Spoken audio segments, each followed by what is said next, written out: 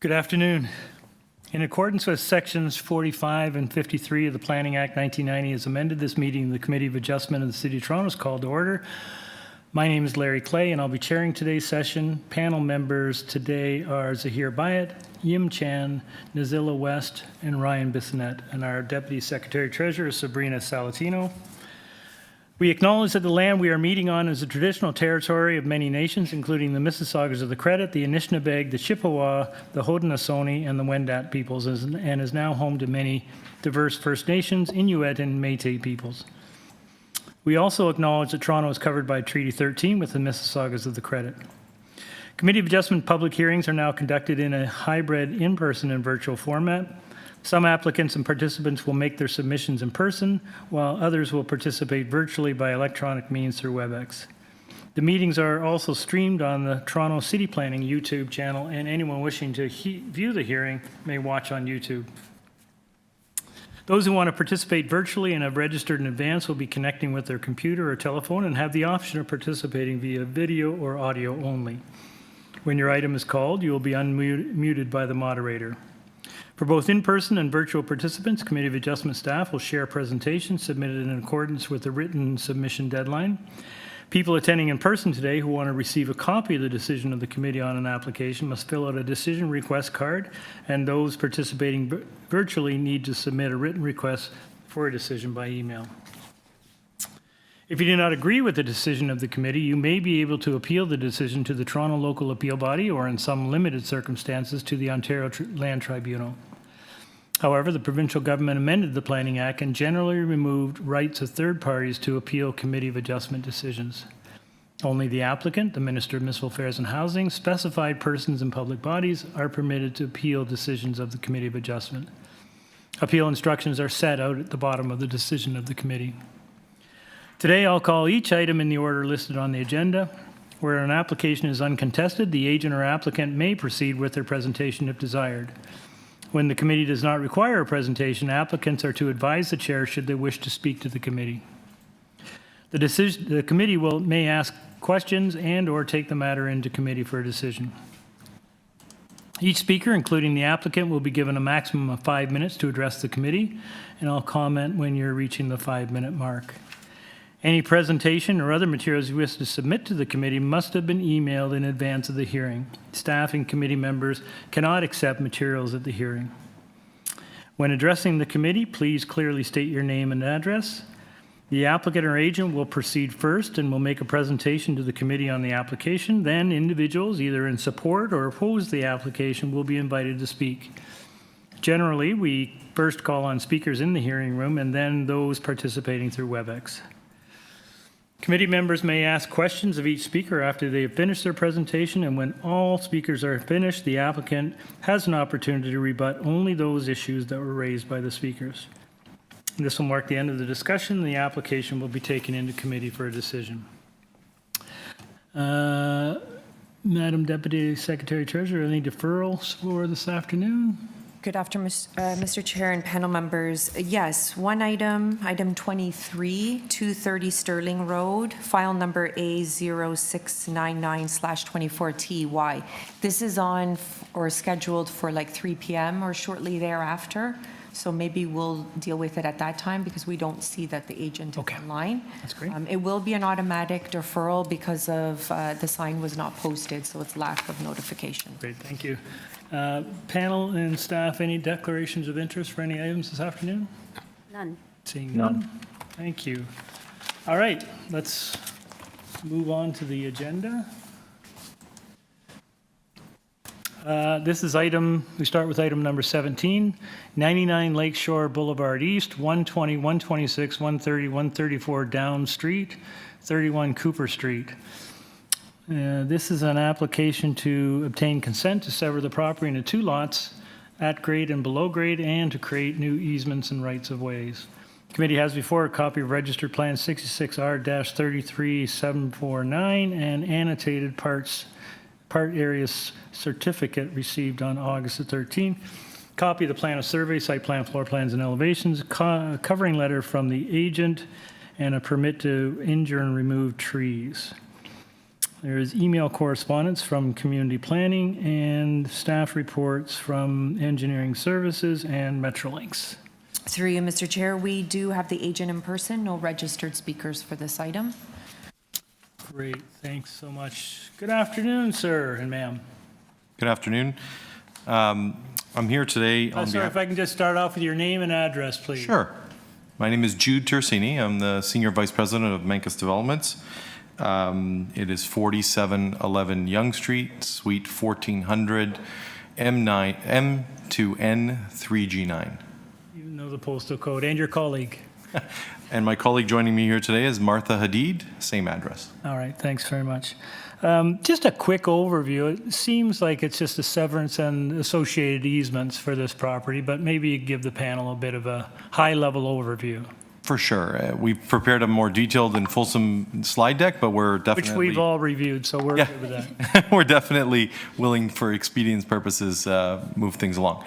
So essentially, the development in question is actually fully constructed, and we have recently registered 2 condominiums on the site, which has left the remainder lands as the retail component and a 13-story affordable housing rental building.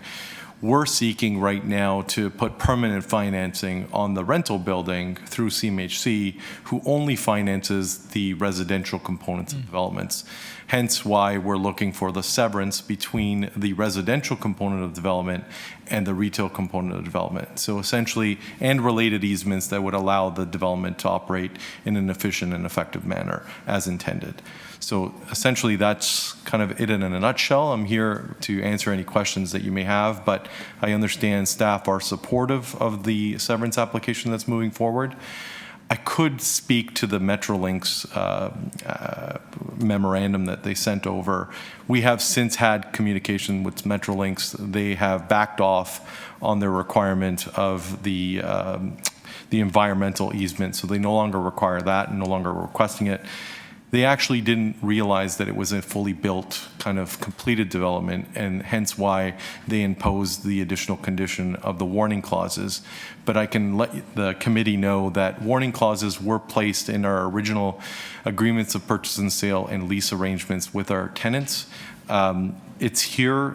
They've now reduced it to an advisory comment and not looking for the actual imposition of the warning clause itself. But I'm in your hands on how you want to deal with that. We actually have a memorandum clearing that condition already, but we'll leave it to your judgment. If you're satisfied, I'm sure the panel will be satisfied as well. So this is a vertical severance? It is both vertical and horizontal. Okay. I can kind of did some quick designometrics. It's all pretty complicated. Yeah, it's already built. You can kind of see there, the green and the yellow is what we're trying to do, and it's kind of jig-jaggedy on every floor, so it's not consistent. And it basically identifies the different service areas and related functions of the different portions of the development and seeks to sever those elements. And it's important to understand is the entire development itself is covered under a master reciprocal agreement that would basically assign for cross like benefiting purposes. So there are obligations that kind of strive both, kind of straddle both sides that basically ensure that the development will continue to operate in an efficient and effective manner. Sounds good. Panel, any questions? I think we're fine. Oh, you did have a question? No. Oh, sorry. I was. Thank you very much. That was a very nice, concise overview of what you're doing. So we'll take this into committee. Yim, did you want to move a motion? Yes, I just want to thank the chair to ask for a presentation because I was going to check all the numbers, whether they were correct. So it saved me some time. It saved us all a little bit of time. So I think that it makes a lot of sense. Thank you for the presentation. Really make it very clear, expressive with a different color illustration. I don't have any problem with this. I'm ready to make a motion unless you wait. I think you should just go ahead with the motion. Okay, I'd like to make a motion to approve with this the engineering's construction conditions. I thought they were okay. The condition, the standard? Yeah. Through you, Mr. Chair, I don't see any. Yeah, I thought, So I we thought just they be- wrote that saying that they were okay with this development. So they don't, it's not conditions. So, okay. Standard Standard. consent condition. Standard consent condition. That's what I'm trying to. Oh, okay. Yeah. Gotcha. Okay, Chair. And I think, do you agree, we don't need to deal with the Metrolink stuff? I think so. I think they have already have the, Yeah. working with them, they are more, accurate in terms of what they want. Okay, no matter. All right, motion to approve this application, standard engineering conditions, seconded by Mr. Byatt. All in favor? You have your approval. Thank you for coming. Thank you for your time. I would like to have known what words were used to cause Metrolinx to back off. Because obviously, it must have been well worded. Surprisingly, they were very cooperative today, so. Thank you. All right, item number 18, 102 Glen Road. This is an application to alter the existing 1.5-story detached dwelling by constructing a complete second-story addition, cantilevered on the south side, a side 2-story addition, and a side second-level deck. Also to reconstruct the basement level water feature. The existing basement level patio will be demolished. Committee has before it a copy of the minutes of the July 12th public hearing, copy of the plan of survey, revised site plan, floor plans and elevations, covering letter from the agent, correspondence from the agent as well, received September 26th, order to comply affecting the subject property, staff reports from the supervisor, Ravine Natural Features Protection, and the TRCA, and correspondence in opposition from 100 Glen Road. Through you, Mr. Chair, we do have the agent online as well as 2 registered speakers in opposition. Thank you. Okay. Good afternoon. Afternoon. If you could give us your name and address, please, sir. Name is Francesco De Serra, Frank Architects, located at 10320 Pine Valley Drive, Woodbridge, Ontario. Great. We'll need a presentation from you, and you could also, as part of that, speak to the order to comply, please. We submitted a justification report to the committee. I don't know if the committee's had the opportunity to review it or look at it. In summary I'll summarize this justification report. This application was before the committee, I think, about a year ago, and at the request of TRCA, we decided to hold off and go through the TRCA process. We are happy to say that through that negotiation, we were able to get TRCA approval and support on this application. At a high level, this is similar to a second-story addition on existing. And most of it is a reprofiling of the roof. It's currently a mansard roof. We're making it a flat roof. Many of the variances, in fact, all the variances relate to the existing location of the building and where it sits in relation to the existing grades and the average grade calculation. So we are doing 2 small additions that are to the south of the proposal, away from the embankment, and they are within the setback regions and within the zoning. The rest of the variances have to do with building on top of existing. The height variance, if I can go to page 7 of this.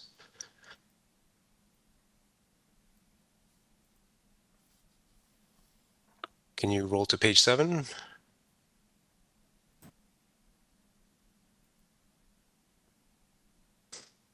The height variance has to do with the average grade calculation. The current home is positioned to the rear of the lot, and the average grade is calculated as some 26 meters away at a lower elevation. You could see on where the red line is here.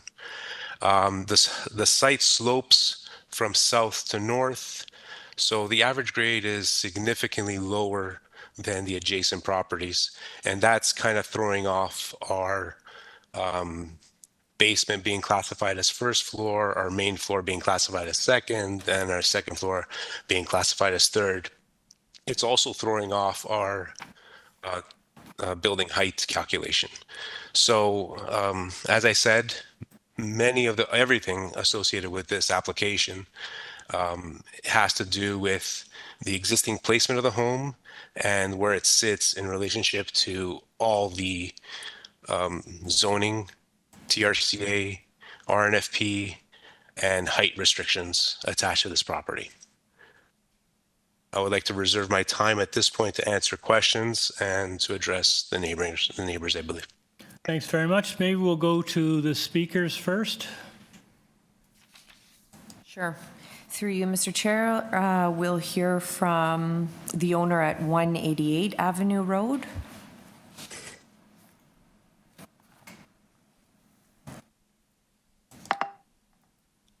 Good afternoon.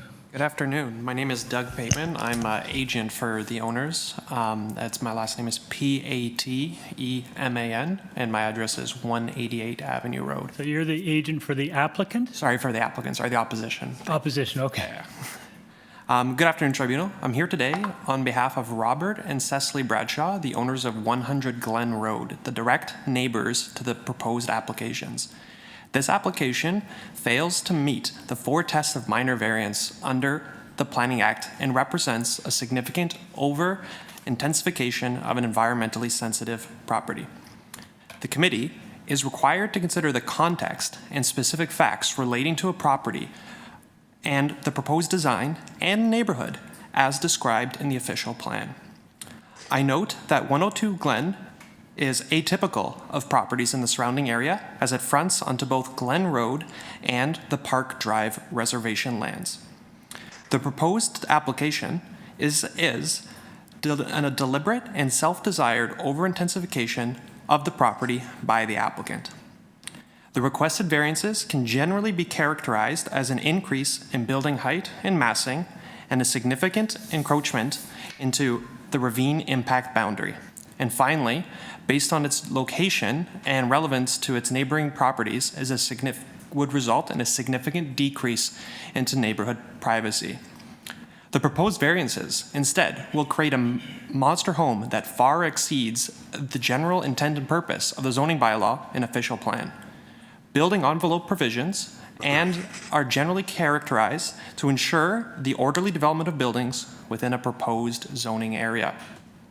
The proposed variances instead are outside of what is expected and those that are and will result in a property that will loom entirely behind the existing home at 102 Glen.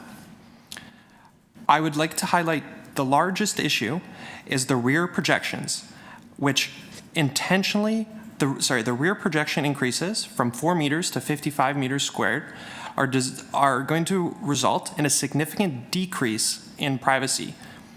The rear platform projection limits are intentionally designed to limit privacy concerns. Finally, as the property is currently being redeveloped, we have an opportunity to protect and reduce the encroachment within the ravine protection area. Instead, we are losing the opportunity to protect an environmentally sensitive area and protect further recreational uses of the lands. For all the reasons listed, and in my letter and in these submissions, I respectfully request that this committee reject the variances and the committee make a decision that reflects the intent and purpose of both the official plan and zoning bylaw and that would result in an inappropriate development of the land.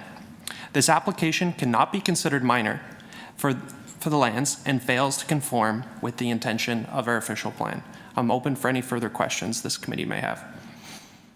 So your client's property is on the other side of, thank you so much. It goes ravine 100, The ravine, so 102. your client's is on the other side of the applicant's property from the ravine. Yes. So you mentioned a bunch of things, but it sounds like you mentioned the most important issue is the potential overlook from the platform. Exactly that. So you'll note that 100 Glen is very atypical as it's almost entirely behind the property at 102, and there's going to be significant overlook from the new proposed windows and especially the large rear balcony, as noted. Okay. Thank you. Panel, any questions? Oh, I have a very quick question. So your property is 100, right? And theirs is 102. Is your property sitting on a higher ground? Just curious. It slopes down slightly. The property, just as mentioned by the applicant, the grading is very atypical in the area. Yeah, I just want to visualize, they have a deck at the back. At what level compared to your main floors? Are they below or more or less the same level, or do you?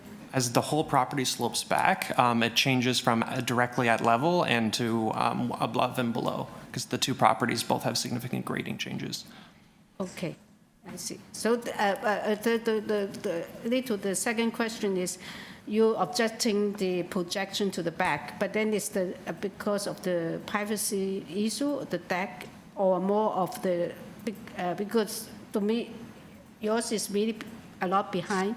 They have a lot of space there. So, but the projection is mainly because of the privacy issues, right? Yeah, the intent of the rear projection bylaw is to limit the uses of the balcony, and I just note that there'll be a significant decrease in privacy both on the recreation uses of the reserve lands and on the neighboring properties. Yes. So if there's some kind of privacy screen that we suggest, will that be some kind of compromise you like to get, or? Truthfully, this is something we've discussed with our client and the neighbor, but as you can imagine, if you look on the Google Maps, it would result in almost a 3-story tall privacy screen, unless it was somehow on the property to mitigate. I'm just not sure how you would even envision such a large privacy screen. Well, maybe we can put that to the agent. But I think Yim's point, I think, is that because of the nature of this application, the applicant's house is really quite far back, and the lot, your client's home, is more closer to the road. So the overlook would be into the backyard, not into the house. Exactly. Okay, thank you very much. Yes. All right, we have another speaker? Through you, Mr. Chair, we'll unmute Glenn Stewart. Mr. Stewart. Yes, my name is Glenn Stewart, agent for 4 properties on May Road. I'm sorry, sir. Could I just ask you to speak up a little bit, please? We're hard of hearing here. Sure. My name is Glenn Stewart. I'm an agent for 4 properties on May Street, 5, 6, 7, and 8 May Street, Toronto, Ontario, which are immediately to the west or rear of the subject property. Effectively, we want to object, which we feel they are not minor variances under the Planning Act. And they're Are you still not here? trying to take I'm sorry, advantage sir. We're still having a little difficulty hearing you. It sounds like you're far away. So can you get a little closer to the microphone? I'm on the telephone. Can Okay, you hear me now? that's a little bit better. Thank you. So effectively, I represent 4 properties on May Street, immediately to the west or rear of the property. The property is essentially a legal non-conforming property, and by increasing its height, they are attempting to worsen matters by reducing setbacks and increasing the height on the west elevation. Effectively, they are taking a property that is a 1.5-story property with slanted roofs and making it a full 2-story square property, effectively putting a large home in the rear lots of 5 and 7 May Street. The committee should be aware that the developer tried to do this in 2003, and the committee said it wasn't allowed. A subsequent person took it from the 1 story that it was to the current 1.5, which was still rather egregious, but it was permitted. The fact that the committee would allow this full 2-story box to be put on a property in which it previously had said was not permitted just seems inconsistent. So we're asking again that the committee disallow this. On a further note, the owner of the property has never consulted the neighboring properties to the west. We've gotten this for the first time in a letter on September 10th, which my clients found, again, rather egregious. Okay, thank you, sir. Panel, any questions of the speaker? Okay, we can have the agent back.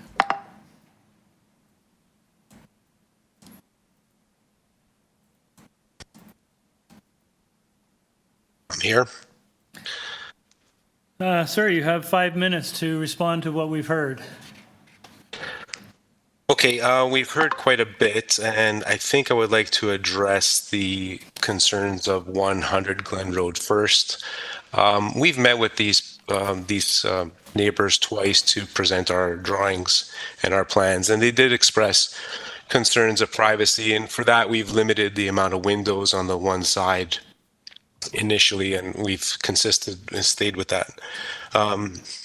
It's important to understand that 100 Glen Road at one point did own 102, and they built 100 Glen Road. They asked for a front yard variance when building 100 Glen Road to push the building closer to the road.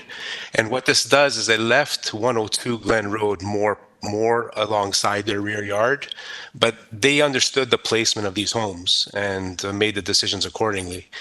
In terms of size and massing, at the same time, 100 Glen Road asked for a FSI variance of 0.66, which makes their home bigger because their FSI, based on their average grade, does not include the basement area. Ours does because of our average grade. And to address the height and grade matters, their average grade is sitting approximately 3 meters higher than ours. Our roof line is sitting 2 meters lower, and our patio or deck at the rear is sitting at our main level, which is approximately 2 meters lower than their main floor. So if there's a privacy concern with regards to the main deck, it's they would have to have X-ray vision to look through the house and to our deck. And they would be peering down on us. And that would be the same concern for the addresses on May Street. The deck is lower than the grades at the rear. So they were looking down on us for that matter.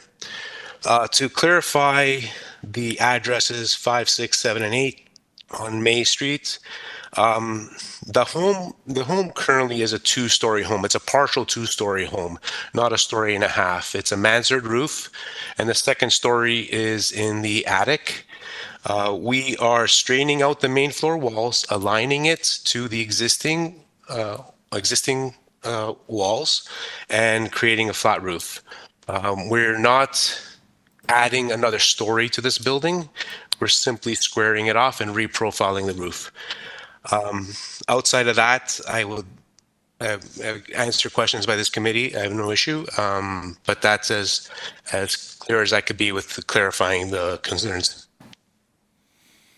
Okay, a couple questions. So the footprint of your house, is it going any closer to the rear yards of the properties on May Street?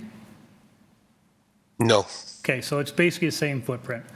Yes. Secondly, around the periphery of your property, if you look at a satellite view, it looks like there are trees or some form of screening that is there already.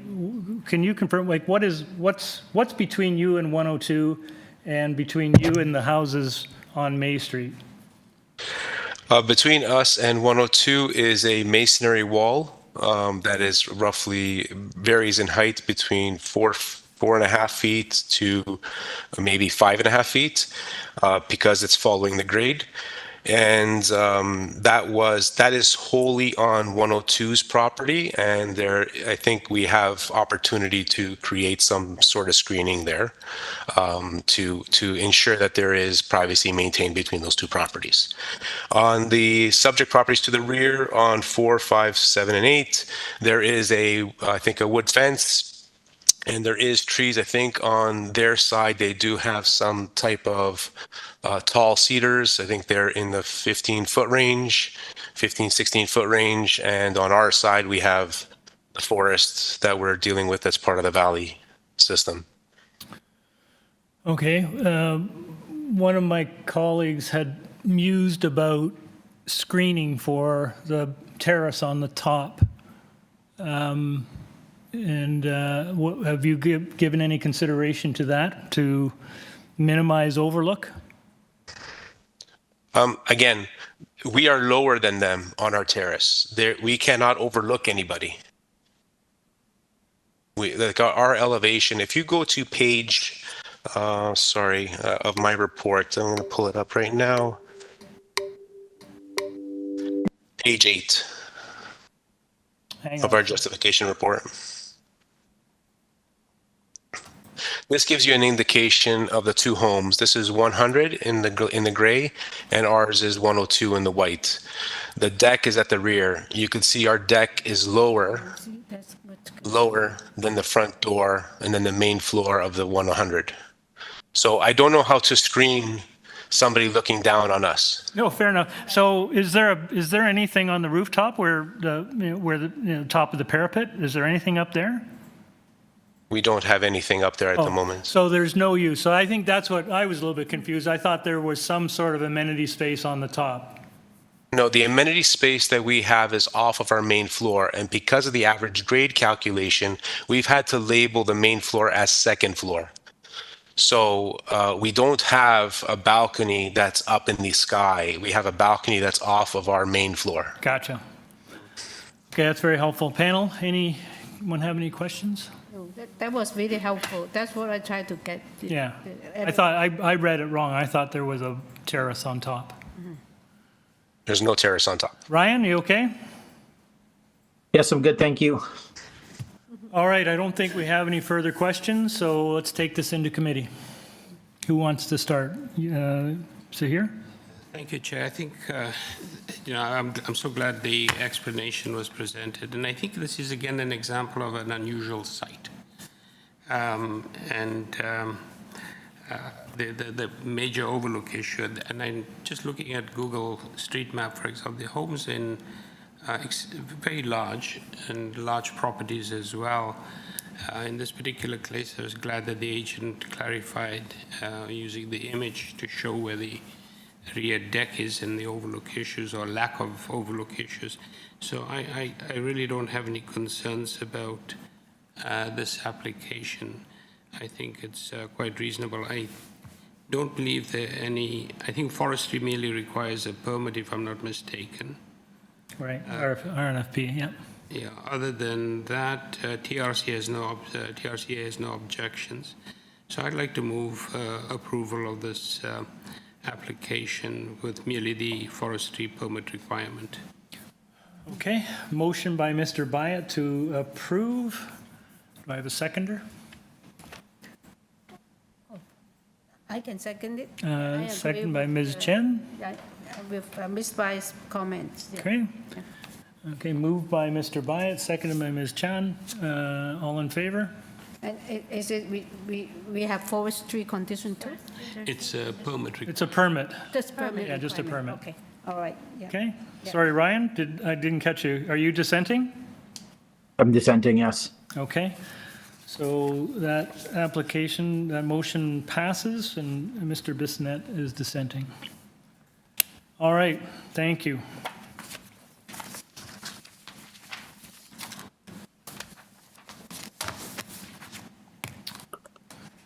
We move on to item number 19, 171 Pendrith Street.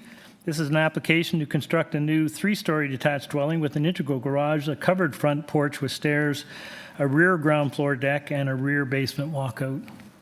Committee has before it a copy of the minutes from the July 26th and March 26, 2023, and March 20th, 2024 public hearings.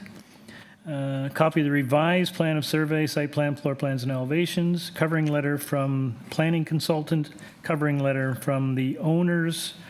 We have correspondence and opposition from 178, 172, 163, 156, 160, 191, 173, 166, 170, 169, 184, 182, all on Pendrith Street. Through you, Mr. Chair, we do have the agent online. We have 3 registered speakers here in person in opposition and 1 registered speaker online in opposition.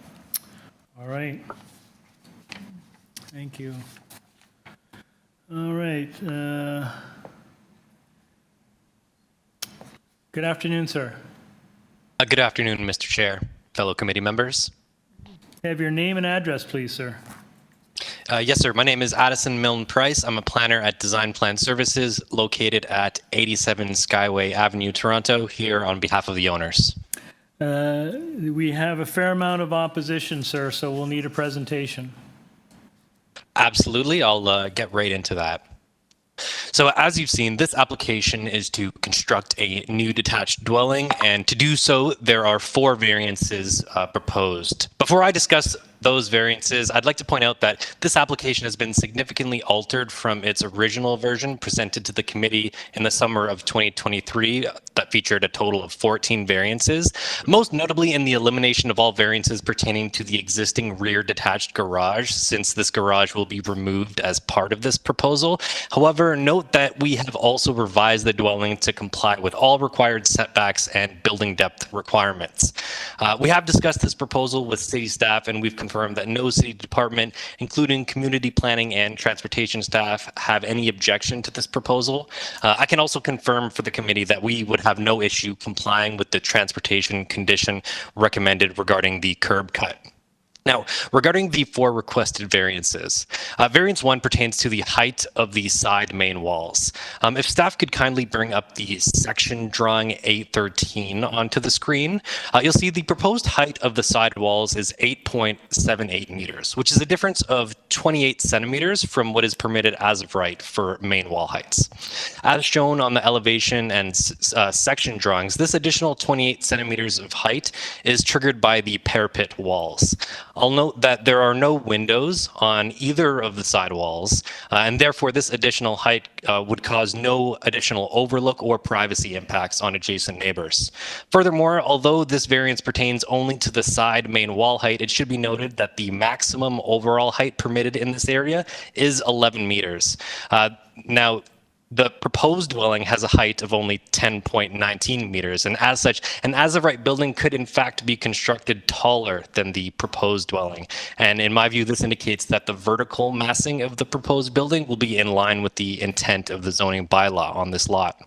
Now, moving to variance 2, which pertains to the floor space index, I would first like to point out that the proposed dwelling will be entirely within the as-of-right building envelope. That is to say, that the dwelling will be compliant with all side yard, front yard, and rear yard setbacks. In addition, the proposal has a building depth of 16.66 meters, which is less than the maximum building depth of 17 meters. Moreover, the proposed FSI of 0.84 will result in a building massing that is in keeping with the existing context along Pendrith Street and the broader neighborhood, as evidenced by previous decisions by this committee, including but not limited to 193 Pendrith Street approved at an FSI of 0.94, 79 Pendrith Street approved at an FSI of 1.25, and 73 Pendrith Street approved at an FSI of 0.87. There are several more that I can get into, but I'll move on for the sake of time. Now, variance 3 pertains to the front yard soft landscaping. This variance represents a difference of 4.23 square meters, which is quite a small amount compared to the soft landscaping that this proposal is providing, but I'll discuss that in a moment. Firstly, I want to point out that there's a few reasons this variance is being requested. The first is to simply be a good neighbor. You may notice on the site plan and landscaping plan provided that there is a paved portion on the left-hand side of the front yard.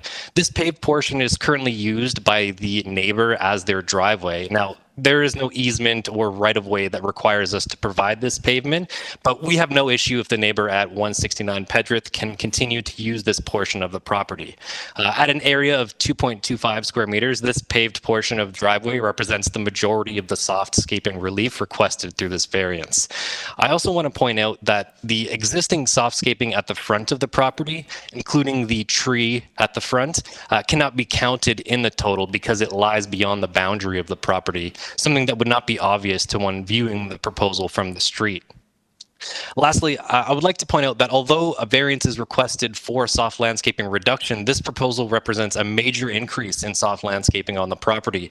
You'll note upon reviewing the neighborhood context that nearly every house in this neighborhood features a large detached garage in the rear yard.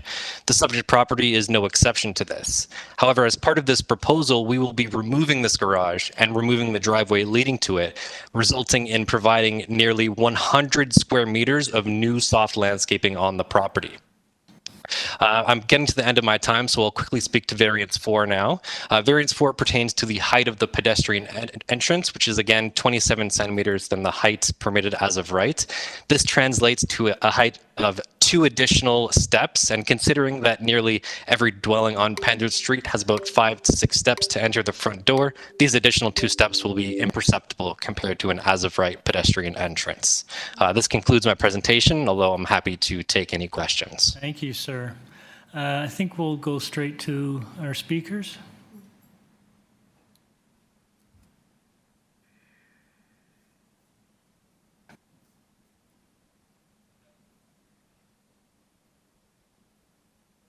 Hi. Good afternoon. We can have your name and address, please. Sure. Thank you. My name is Sheila Pinn, and I live at 173 Pendrith Street, directly west of 171. And I've lived in my house for 13 years.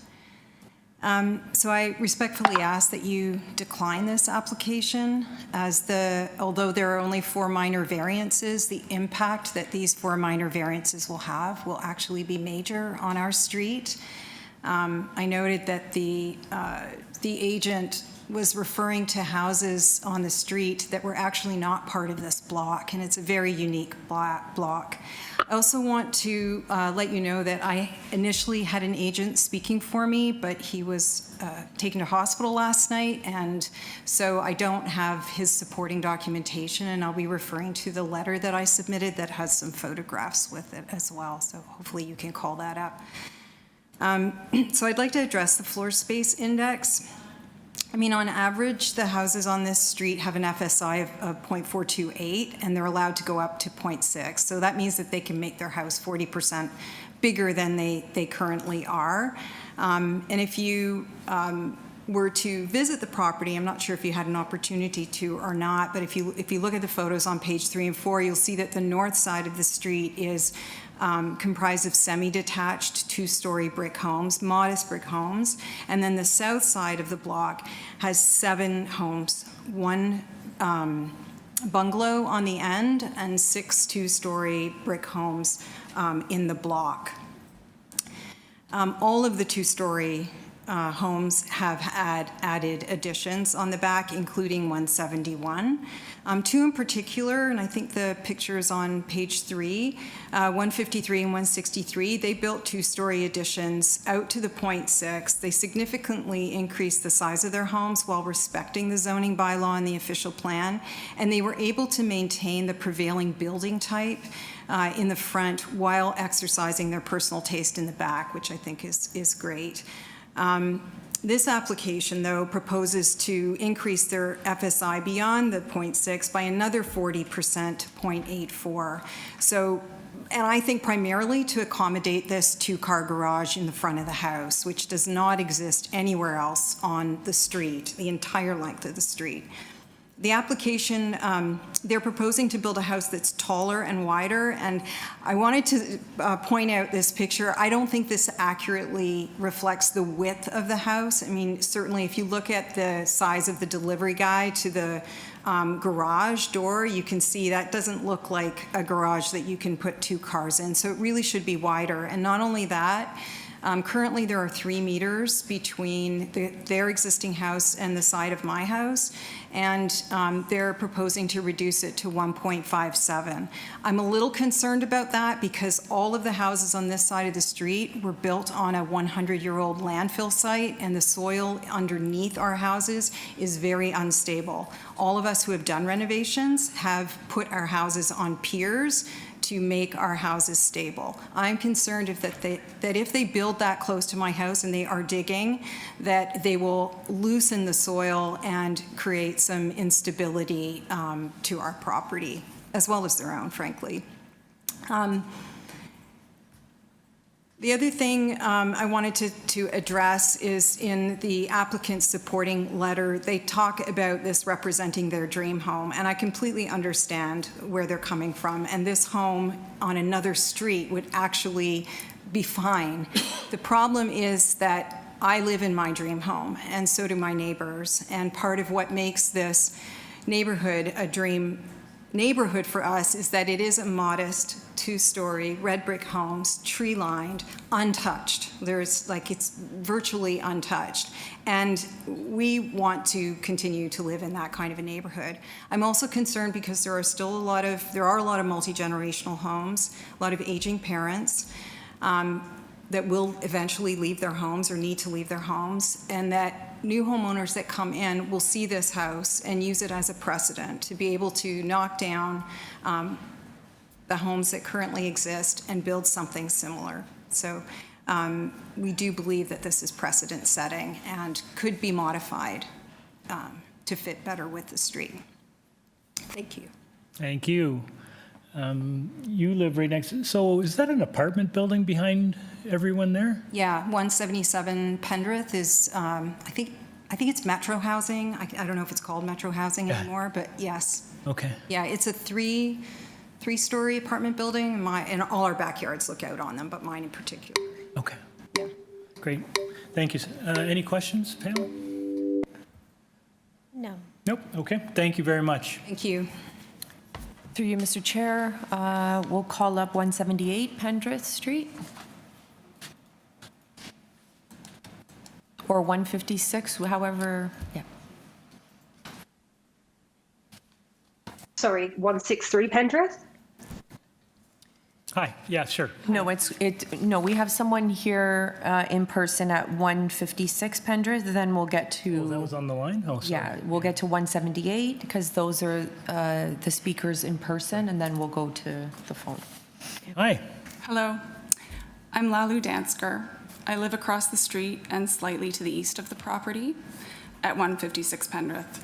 I've lived in this house for 15 years with my husband. We have 2 children. From my perspective, as a layperson, the variances to the zoning bylaw presented in this application are not minor. Fundamentally, that is the basis of my objection. In particular, I'd like to focus on the change in the landscaping in the front, the integral garage in the front of the house, and the associated curb cut. We live on a very pedestrian-friendly street. There are many families on our street, kids of all ages, and we have a community housing building on our street with over 50 households in it. Our street has a street life. Our kids play outside, families play together, people sit on garden retaining walls, we hang out, we talk. There's a lot of intergenerational interaction both within families and between neighbors. And this portion of Pendrith is a very special place, and it is my wish to maintain and protect this place. I believe that this is in line with the intended purpose of the zoning bylaws. According to the official plan, neighborhood development is intended to be sensitive and gradual, with little visible change, and with the neighborhood density and character remaining intact. Which brings me to the proposed changes. According to the plan, the minimum amount of soft landscaping required in the front yard is 75%. In this proposal, only 41.8% of the front would be soft landscaping. This is a reduction by almost half, and this is not minor. This loss of street-facing soft landscaping and permeable surfaces compromises drainage, green coverage, and the urban tree canopy. It is also a departure from the frontage styles of neighboring homes. But there is something even more significant happening in conjunction with the reduction or change in the soft landscaping, and that is the inclusion of a front-facing integral garage, which would require a curb cut that would eliminate a public parking spot directly in front of the property. The south side of this part of Pendrith was built with rear ancillary garages and long driveways. The homeowners who live on the south side and their guests have the privilege of never having to engage in street parking. They have access to private garages and private driveways. On the north side of the street, we have mostly semi-detached houses, many of which do not have garages. Many of the homeowners on the north side of the street are completely dependent upon street parking. Not only is a front-facing garage completely out of character with the other houses on this street, but in order to accommodate the front garage, and widened driveway, a parking spot that is a shared resource in our community must be expropriated for the use of one single household. One household should not be permitted to remove a public resource that is shared by all households and visitors to the area. I feel it is crucial to preserve adequate street parking on this block, given the number of young families, elderly people, existing multi-generational households, and community housing. This is to say nothing of our proximity to Christie Pitts, the Ossington subway station, and a vibrant restaurant street on Bloor. There are many visitors to our neighborhood.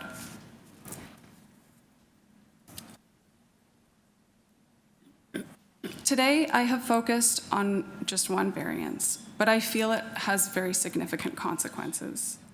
I believe I have shown that this variance does not meet the 4 tests outlined by this committee.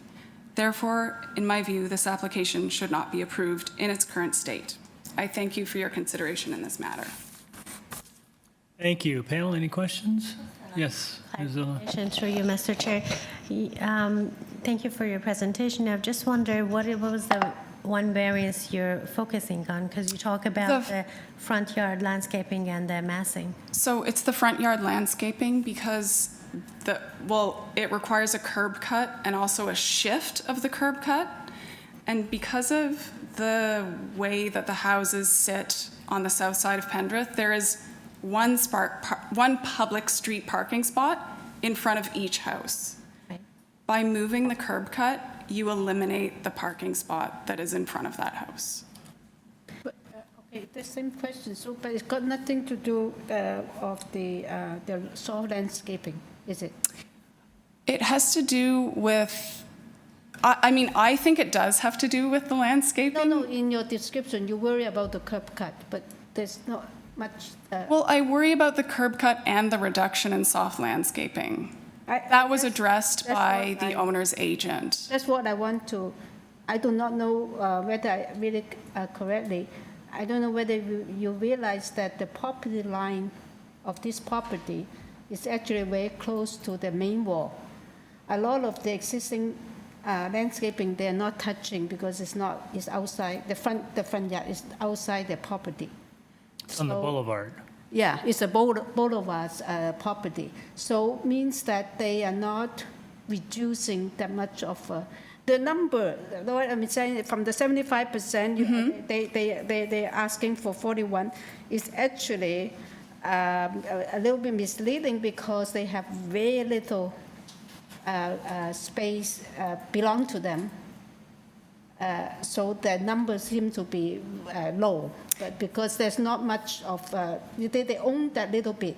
And you minus the concrete path and all, there's not much space for any soft landscaping for that they can increase. That's what I'm trying to say. Okay. Yeah. I think your biggest concern is parking, right? That is my biggest concern. Thank you very And the much. taking away of a public spot Right, gotcha. for someone's private use. Mr. Chair? Yes, sorry. Who's speaking? Oh, Ryan, Mr. sorry. Chair, it's Ryan. Oh, sorry, Ryan. His voice from above. Yes, go ahead, Ryan. Thank you. I'd like to ask, Mr. Chair, if there have been, I haven't been to the location in person, but I've done a Google Maps walk up and down Pendrith Street. Has there been any other houses of that same vintage that have been demolished and replaced with any newer infill development? I don't know the question. Well, you know what? I'm not sure if that's fair to ask. Am I Yeah, the if you want to answer that, I'm not sure it's a fair question of you, but I think he's asking you. There is one further to the west, very close to Ossington, it was a bungalow that a family moved into. Right. It was a much smaller house. Right. I mean, it was half the size. Thank you. Ryan, we can put that as well to the agent, okay? Oh, that house, the bungalow also collapsed at some point. Yeah, okay. Any further questions? Thank you very much for coming down. Thank you.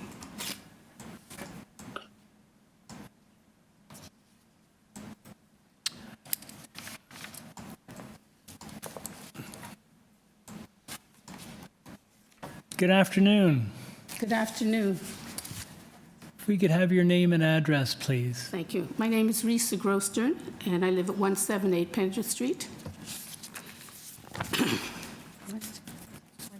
Okay, there we go. Okay, you have 5 minutes, ma'am. Thank you. My husband Keith, a former government inspector and a former engineer, and I, a former inner-city school principal, both respect and understand pardon me, the challenges of your role. We've lived on Pendrith for over 40 years, and we enjoy seeing how our neighborhood grows and develops. Over the years, we have been supportive of every single renovation because our philosophy is to live and let live. However, this is a third application at this address that we are actively opposing. We are extremely uncomfortable to do so, and particularly in this case because we too are in the process of accommodating our aging needs. These accommodations are difficult to integrate into an older home, and so we wonder if in this case perhaps the existing ground level side door could be used for elevator access and the existing garage and driveway be maintained, thus reducing the potential parking problems on the street. Our focus is twofold. The tests have been addressed ad nauseum, so allow me to continue with our reaction. We submitted our letter of objection, but after reading the 13 letters of objections that were submitted, we were shocked. We thought, what is happening here? Why are we seeing a reappearance of an oversized house with an integral garage? We thought that in July 2023, when that had come up for discussion, the matter had been closed and we had moved on. Recently, we read the applicant's personal submission, and it says, in order to accommodate decrease in front space, the solution to increase rear green space is to eliminate the open driveway and rear garage. That is a circular application. Solving one problem by creating another major one is very serious. Oh, pardon me, stuck together. We then reread the 14 letters of objections from application 1 to see if we had misunderstood anything. It clearly highlighted the residents' objections to an integral garage, oversized house, and environmental issues. We reread Councillor Sack's letter of opposition, where she stated her concern that an increase in massing adds no additional dwelling units and that there is an inconsistency with transformed TO and Toronto's climate commitments. We then proceeded in confusion to review the entire file, every submission, every plan, and so on. Our concern mostly at this point is around the consultation process. The C of A process strongly advocates the role and importance of consultations and participation. This speaks emphatically to the decision-making process. We understand that there is a radius for the invitation to participate. Therefore, we cannot conclude that what has occurred elsewhere is automatically applicable here. To the designer's point regarding using 193 Penrith as a precedent, I strongly disagree. The history to that property is that it was a bungalow. The young family who purchased it had intentions to simply add a second story. We personally gave a letter of support. It fit in with the community, et cetera, et cetera. After the construction began, there was a serious problem. It had to be demolished, and then it was rebuilt. But the intent of that family was, in fact, to maintain the character of the street. The new build was simply by default. In July 2023, the request to defer stated to have more time to consult with neighbors regarding the proposal. Following these consultations, we may revise the plans and obtain a new zoning notice in an attempt to satisfy any concerns raised. July 2023, your colleague, Carl Sniffel, stated, I encourage you to consult with the people in the neighborhood and bring back something that's more in agreement with their objectives. To date, there is no direct engagement with the residents. Unfortunately, the unintended consequences of the absence of consultation has been a waste of money, time, and stress for all concerned. Kindly note that this block is in no way a close network of residents. Several of us know each other because we interact casually on the street or in passing as we enjoy the walkability of our neighborhood. All of the residents related to this file number were involved in changing the parking hours and the installation of speed humps during COVID. In a time of tight monies, the city officially acted upon the seriousness of the parking traffic problems. Today, the problems are exacerbated. The 37 letters of objections in the file speaks volumes to the seriousness of the situation. There is no letter of support. Our Councillor Sachs, in a busy complex ward, has already weighed in twice against the repeated environmental issues and increased massing. This is major because the recurring issues are yet to be addressed. Respectfully, although 3 applications are consistently requesting an oversized suburban dream house, we do wish to acknowledge the efforts of the designer and of the applicants in trying to make modifications. Ma'am, I'm just going to have to ask you to wrap up if you would. Okay. Our sincere request is that this application is rejected and the applicants reconsider the option to consult with residents so that we may arrive at a win-win result. Thank you. Thank you so much. Panel, any questions? Thank you so much for coming down. Thank you for your attention. Through you, Mr. Chair, we'll now hear from the owner at 163 Pendrith. Hello. Ms. Gibson. Hi, sorry about that. I've just been unmuted. Good afternoon. My name is Kaylee Gibson and I reside at 163 Pendrith Street. My family and I have lived here for nearly 10 years and we're located 2 houses east of the proposed development at 171 Pendrith Street. Today I am speaking as one of 13 objectors to the most recent application for development at 171. I understand that the applicants have submitted a letter of support for their own application. I wish to address a few key points raised in that letter, particularly regarding multi-generational homes and the character of the neighbourhood.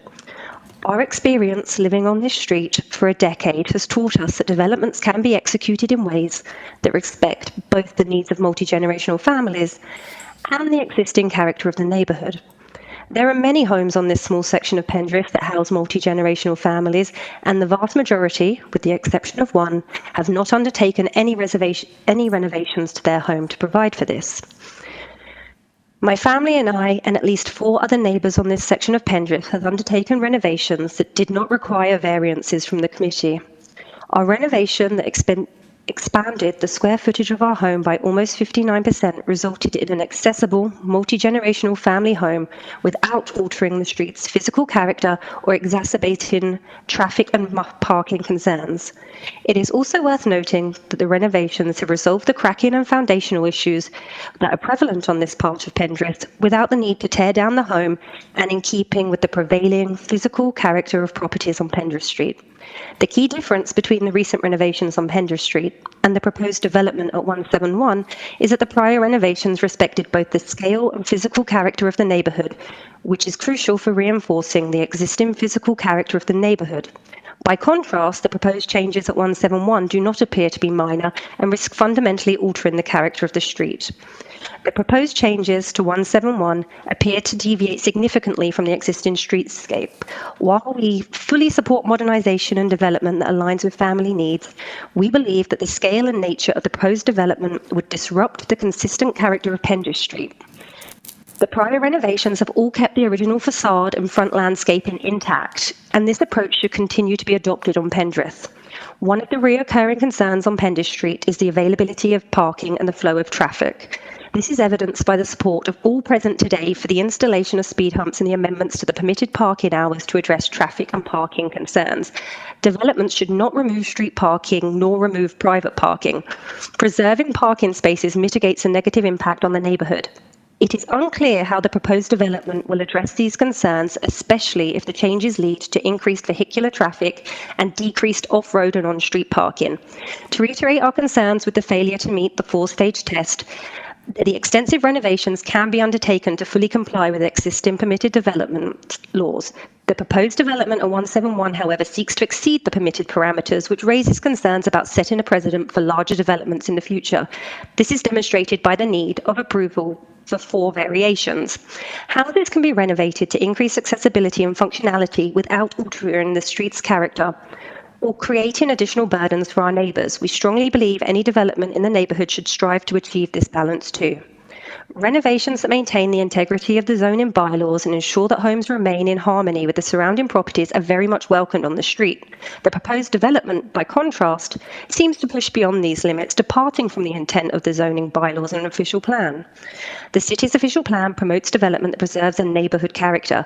We believe that the prior extensive renovations on Pendrith align with this vision, while the proposed development disrupts the existing balance and does not respect the existing physical character of the neighbourhood, nor is it materially consistent with the prevailing physical character of the properties.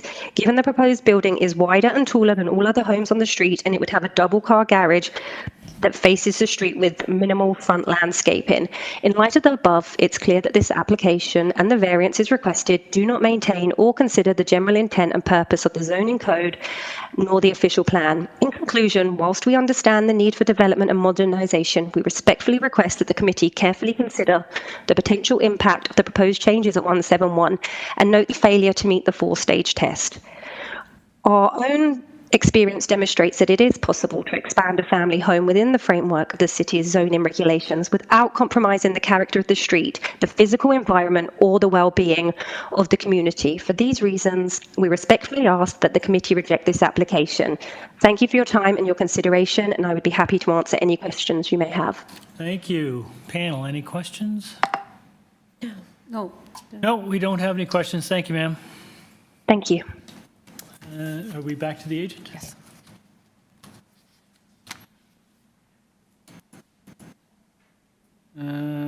Mr. Milton Price? Are you there? Yes, Mr. Chair. Sorry, I was muted. No worries. If you could take some time to respond to what you've heard. Yes, absolutely.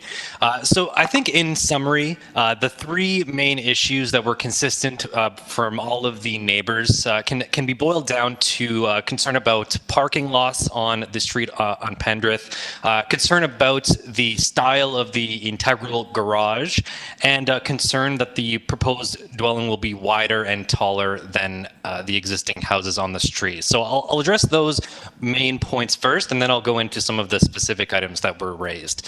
So firstly, with regard to parking on the streets, as I stated, we have no issue with following through with the recommendation of transportation staff to limit the curb cut to 3 meters. Of course, that is the prerogative of transportation staff. They are the ones who approve or refuse any change in a curb cut, and it is their sole discretion to permit a change in curb cut. I'll note that there is a curb cut right now on the property, and so just shifting the curb cut by a foot or two, to the east, in my view, will not stop cars from parking on the road. There's still space for a car between 169 and 171 garage, and then of course there will be a space for a car, on the west side of the garage. So Sorry, sir, I do feel that is... I don't mean to interrupt you, but can I just clarify? So you're saying there is an existing curb cut there, and your proposal would be to just widen it a little bit, or what's the proposal? That's correct. So the curb cut that's proposed right there that you're looking at on the screen is 3.52 meters. Transportation staff is asking us to remove it to change that length to 3 meters. We have no issue with that. We can provide a 3-meter curb cut. All of this curb cut is outside of the bounds of the property, so it doesn't pertain to the variances, but it's something that the neighbors have brought up, so I'm happy to follow through with the recommended condition of transportation staff, and there will still be the same amount of parking available on the streets. Okay. Just with regard to the concern in terms of the integral garage, I'll note that is not a variance that is in front of the committee. There are zones in Toronto that do not permit front integral garages. This is not one of those zones that is permitted as of right to have a front integral garage. And with regard to being wider and taller than houses on the street, I'll state that there is no variance for side yard setback, and there is no variance for overall overall height. As I stated, the overall height is actually 2 feet less than what could be permitted. So we're actually constructing something that's shorter than the maximum in the zoning bylaw. There was a question from member Bissonnette regarding any new proposals on this street? And the answer is yes. As discussed by some of the neighbors, 193 Pendrith Street is a new development that was approved by this committee in 2016 and then later constructed. And I'll note that the FSI of 193 Pendrith Street is 0.94 compared to the proposed 0.84 for this proposal. And that house has existed for almost 5 years now on Pendrith Street, and it has not destabilized the neighborhood. I'll point out that Pendrith Street is anything but a consistent form of houses in terms of styles. There's a mix of semi-detached houses. There are one-story bungalows, two-story older houses, new developments, particularly on the corner of Shaw Street and Pendrith, as well as pointed out a three-story apartment building just down the road. Now, with regard to some of the specific points brought up by the neighbors, one neighbor pointed out that the average FSI is 0.428. I'm not sure where this information is coming from. All of the FSI numbers that I refer to are from official decisions by the Committee of Adjustment, and those would have to be confirmed through a zoning review. With regard to the sampling size of the area, a neighborhood is certainly larger than just 7 homes. The official plan references that new development must be consistent with the immediate neighborhood, but also the broader neighborhood. And this neighborhood includes several developments that are within the FSI range that we are proposing. Now, I'll state that the frontage style, again, is not something that is regulated by the zoning bylaw. And to quickly address one of the concerns of the neighbors that stated this is the third application at this address, just to clarify, this is the same application. We deferred the application to make changes. The original application did have 14 variances, and perhaps the reason it is viewed as a different application is because we've changed it so significantly. But we've always been very clear this is the same application. We've just significantly reduced the amount of variances. Okay, thank you, sir. Panel, any questions? So here.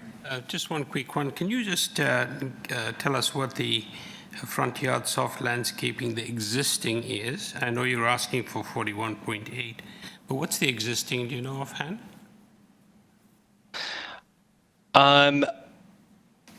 The existing front yard, it's difficult for me to calculate. Approximate?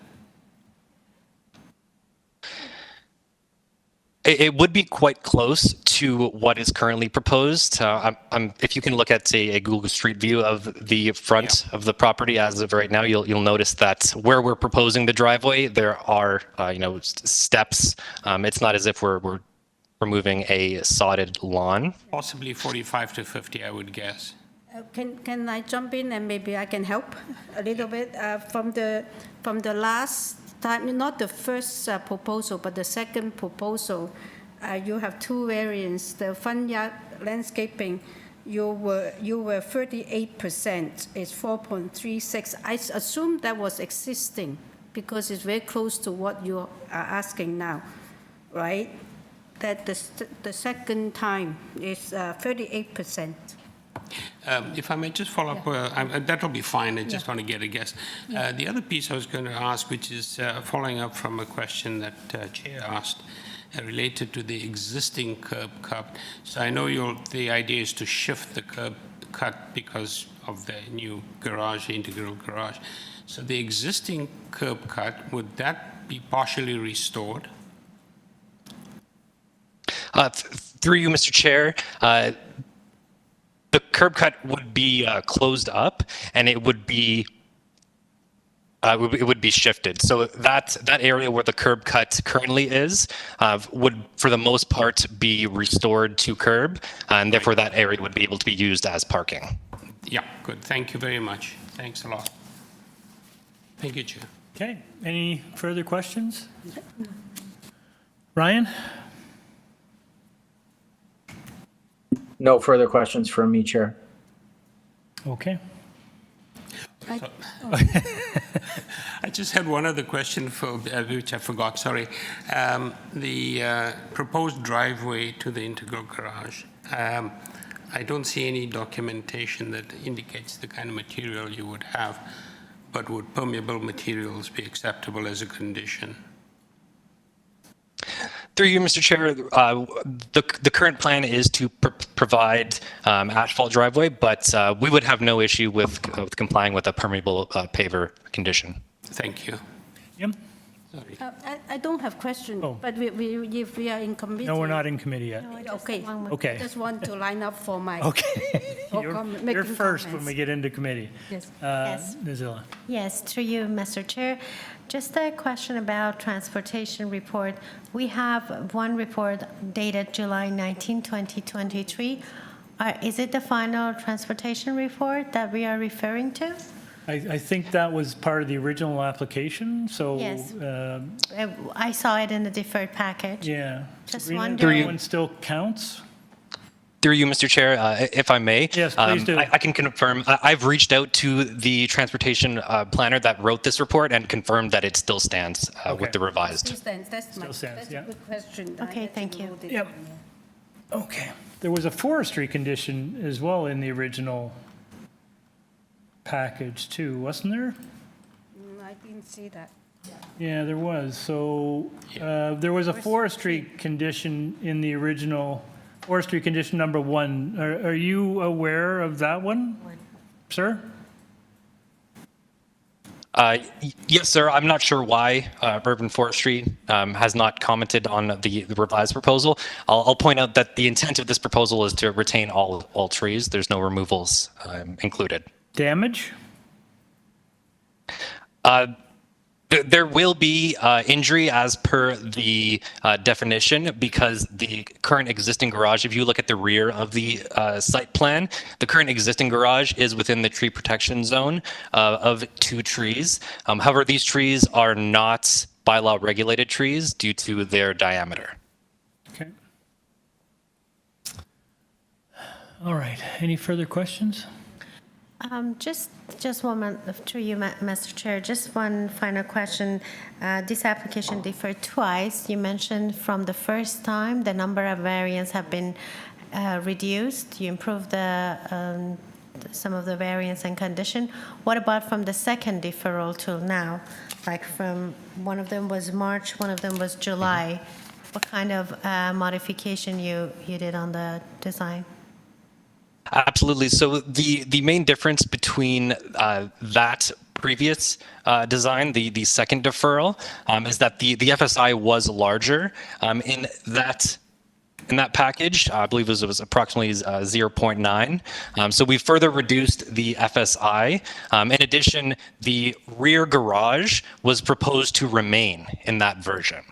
So now you remove that rear garage, correct? Through Mr. Chair, that is correct, and that is the reason why we no longer have a rear yard soft landscaping variance, because we are removing that garage. Okay, thank you. Okay. All right then, let's go into committee. Yim? Oh, okay. I was just trying to sort of go through the 2 deferral and what the improvement they have made. Actually, I sum up a few things. It's actually they reduced because the neighbors' concerns about massing and overdevelopment. So I actually have seen the reduction both in FSI from the original 1.09 times, then to 0.92, and then now is 0.84. And then the reduce of the sidewall height, originally almost 10 meters, 9.65. Now they're asking for 8.78. So, and also they eliminate the rear yard soft landscaping. And also they have also eliminated 6 variances concerning the auxiliary building, but itself, they actually, in terms of massing, wall height, and overall, they have made significant a revision to reduce what they asked Setbacks for. as Yeah. well? Did they change the setbacks? Setback was never, I didn't see the setback was variance. Okay. After they eliminate the auxiliary building, yeah. So I think that it is, they have done what they said they would do, which is to reduce the scope. I think they did it. Yeah. Anyone else? Zahir? Sure. Thank you, Chair. I think, we've only got 4 variances in front of us, and I always focus on that. And the one that caught my eye immediately was the front yard soft landscaping. But it looks like it may be an improvement, or at least about the same. And with the possibility now of having permeable materials being used for the driveway, that would certainly improve the permeability of that space. So that one doesn't concern me as much as it may have. Listening to and reading some of the letters of opposition, some of the things that are pointed out, loss of parking, and I think the agent noted that the existing curb cut would merely be shifted. So there is a curb cut that doesn't allow for parking, so it's being shifted. So that I don't believe will be a major impact. The FSI, I believe, has been reduced from its previous, as Ms. Chan just mentioned. The other 2 concerns that people expressed one was character, and the other is precedent. When it comes to character, I always find that a bit of a curious concern, because life always presents changes in character. These homes, which are 100 years old, changed the character of the neighborhood when they were built. And new homes will come in and they will change the character of the existing neighborhood. That's part of the nature of change. As far as precedents are concerned, it doesn't necessarily apply, because every application will be judged on its own merit. So I have no concerns about this application. The only condition I would put in is that the front driveway be produced out of permeable materials. And I think with regard to variance 3, it's also important to note that the garage at the rear of the existing garage at the rear of the house will be completely removed, and that will be soft landscaping. So I think the soft landscaping for this particular property will actually be, overall, would be increased. So I have no concerns about supporting this application. Great. Thank you. Ryan? This is not an application that I can support. I don't think the demolition of a current home and the building of a new dwelling is desirable in any way in this neighborhood and on this street. The proposed new building is a considerable deviation from the character of the neighborhood. I do think it would set a precedent that disturbs the urban fabric and walkable fabric of Pendrith Street. Okay, thank you. 2 cents. Luzilla? Yes, through you, Mr. Chair. I carefully listened to all the neighbors and the applicant, and I've just, while looking at this 4 variants and listening to explanation, it doesn't look excessive. I think they do a lot of improvement from the original proposal. For the front landscaping, my colleague explained, and if they just do permeable paver for the driveway, it will help for the stormwater management.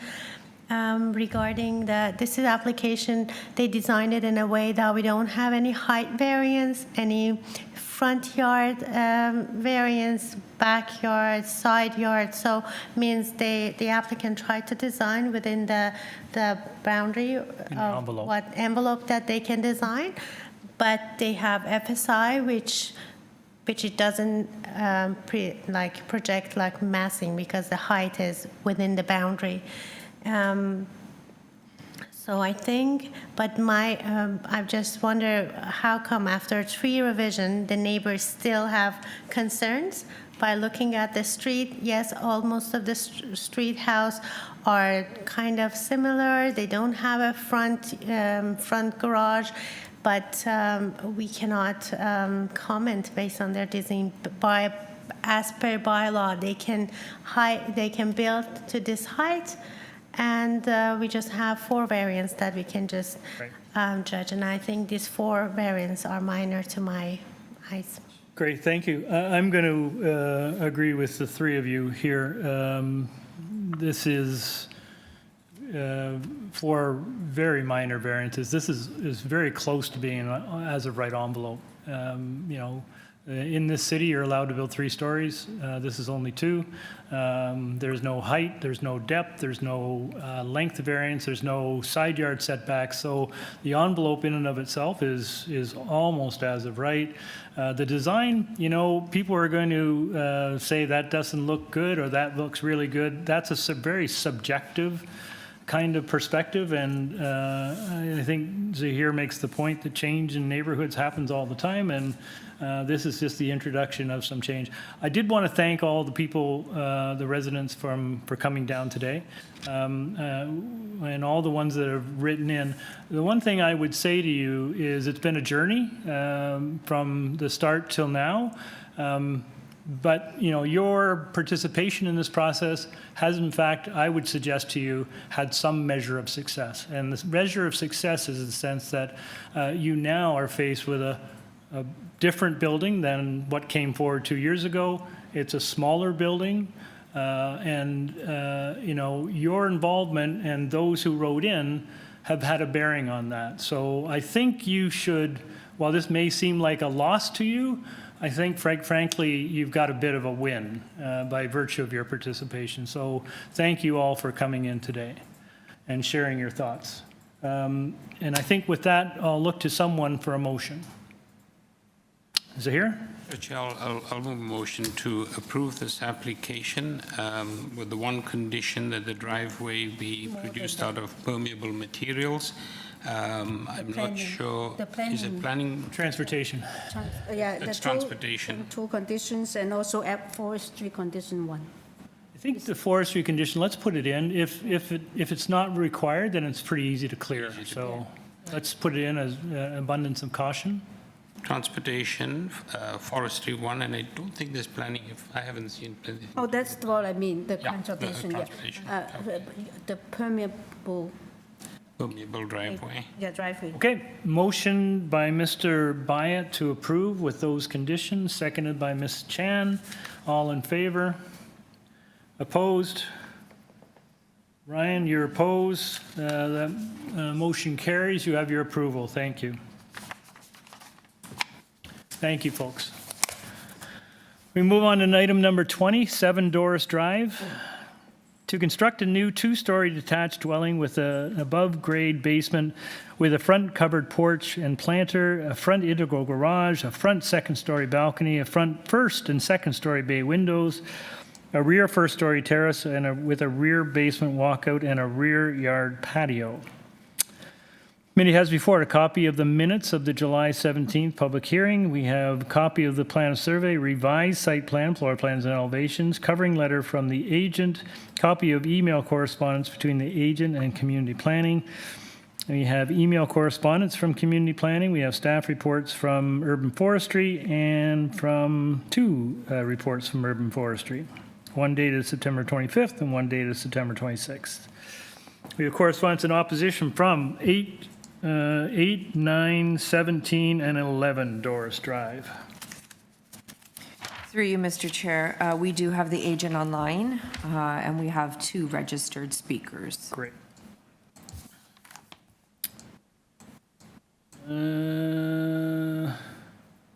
At this time, we'll unmute the agent. Good afternoon. Hi, good afternoon. My name is Tiandat Bui. Address is 8 Duncairn Road. Thank you for having me today. This is a deferral from July 17th. Just a recap on that deferral. The reason for that was due to the limited amount of time that was given to me. to work with community planning. So at that time, we didn't have sufficient enough time, and we couldn't agree on all the terms that they've liked. So as during the deferral time, I've gone through with the community planning, and we have resolved all our issues, and they fully support the variances that have been requested. Okay, and you've submitted some presentation materials, have you? Well, the presentation material was from the previous one, as I was initially going to go into it without planning's approval, but during the July 7th, it was recommended that I continue to work with community planning to get their approval, and so that's what we've done. So the presentation is probably not necessary today. Well, that's your call. If you don't want to present, we do have some folks who want to speak to this, so if you have any points that you'd like to make for those who are opposed to your application, now's your chance to do it. I can go through a little bit of the variances that we had some objections with the community planning. Number 3, which was the FSI. So we had resolved that because as previously it was about 1.54, I believe. So we reduced this to what other nearby comps have done recently. Number 4, which is the setbacks. These setbacks are in line with our... Sorry, sir, I'm going to interrupt you because if we can go through the public notice. Have I got the wrong one? Just your reference to the numbers. I'm not sure if you have the latest one open. Is there a revised? Yeah, there was a revised one. Revised zoning waiver, okay. Yeah, so I think that's the correct one. Yeah. So the first... So hold on a second, sir. Can we just, do you want to go through the public notice, Sabrina, or do you want to go through the revised zone? For you, Mr. Chair, that's for the applicant to do. So right now, the notice that went out includes 10 variances, and it's on the screen presented. Okay, So the applicant can see that? Sir, can you see that on the screen? Can we use that and go through that? Because that's what and that's what the public has been seeing, and that's what we're all referencing. So go through this in the orders presented here. No problem. So one of the issues that we had with planning was number 1 with the FSI. So originally it was 1.54. So we've worked it down and did modifications to get it in line with other recent new constructions in the neighborhood of 1.05. The other second one is the side yard setback. The bylaw is 1.2, but in the neighborhood, it is very common to have the 0.91, which is and 0.62, which is what matches what is currently existing with our existing neighbors. The height variance, we originally asked for 9.99. So we're working with community planning. They have agreed to 9.5. The sidewall height, we originally had it at, I can't recall, it was about 8.5. We have reduced it down to 7.5 with community planning. They had no issues with number 5, and they had no issues with number 6. So I will kind of skip that. So number 9, the building length. The building length was originally 21, and we have reduced it to 20 by reducing the terrace at the back. So to speak a little bit on the length of the building, the additional length is due to the terrace at the back. Us working with TRCA to come up with a plan for walkout. Due to the TRCA and the ravine, we are limited on what we could do at the back. So the compromise for us was to build an indoor terrace. So we basically walk out from the inside rather than doing a basement walkout from the outside. So that added to the addition. But if you subtract the terrace, then our building length would only be 16.46. And then the last one is our shoreline hazard. 2.08 is what's existing today. So we are keeping that.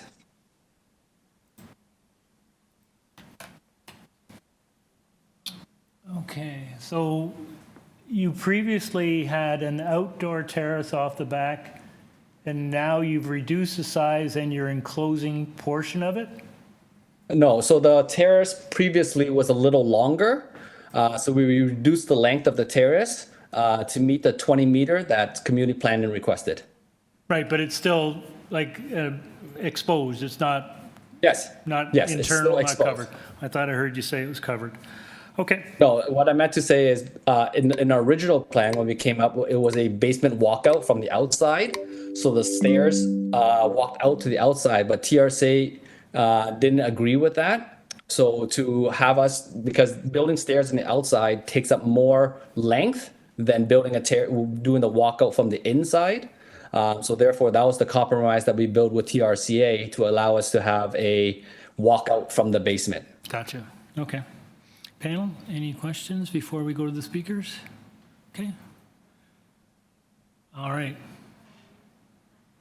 Sorry, Ms. Zilla? To you, Mr. Chair, I have a question regarding the last variance number 10, which is the new dwelling will be located 2.08 meter from the shoreline hazardous limit or stable top of bank, which originally it should be 10 meter. Would you please clarify and give some explanation? Yes, so if you scroll down a little bit on the bottom portion of that site plan, scroll a little bit to the left. So that corner right there of that building is 2.08. So you can see the outdrawing of the existing building. So that is the shortest, because the site plan, the property and the slope is a little bit of an angle. When we did the consultant, they measured that the safety slope there is 8 meters back from the top of the bank, and the top of the bank is in a slope. So that bottom right corner, or so that bottom corner is 2.08 from the hazard line, that which you can see dotted across. So we kept the minimum hazard line as it was previously, and we continued along. So means you state that that was originally where the building was located? Yes, so that bottom corner, that is the minimum where it was existing. But you further it's not exactly on the same footprint. You further extended the building, right? Correct.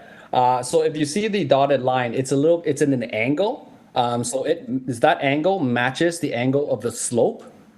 So TRCA's agreement is that we keep our minimum as long as we are 2.08 meters away from the hazard line. They were okay with that.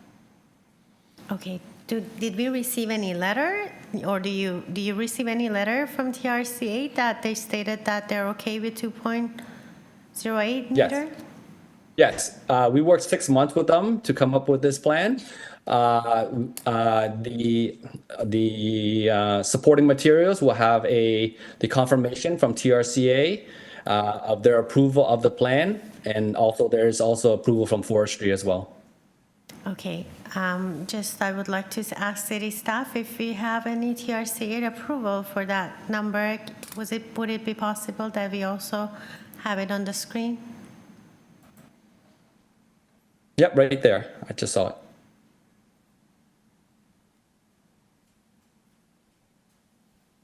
Okay. Thank you. Okay, thank you. One last question before, have you had any discussions? You've had extensive discussions with community planning staff. Have you had any discussions with the neighbors?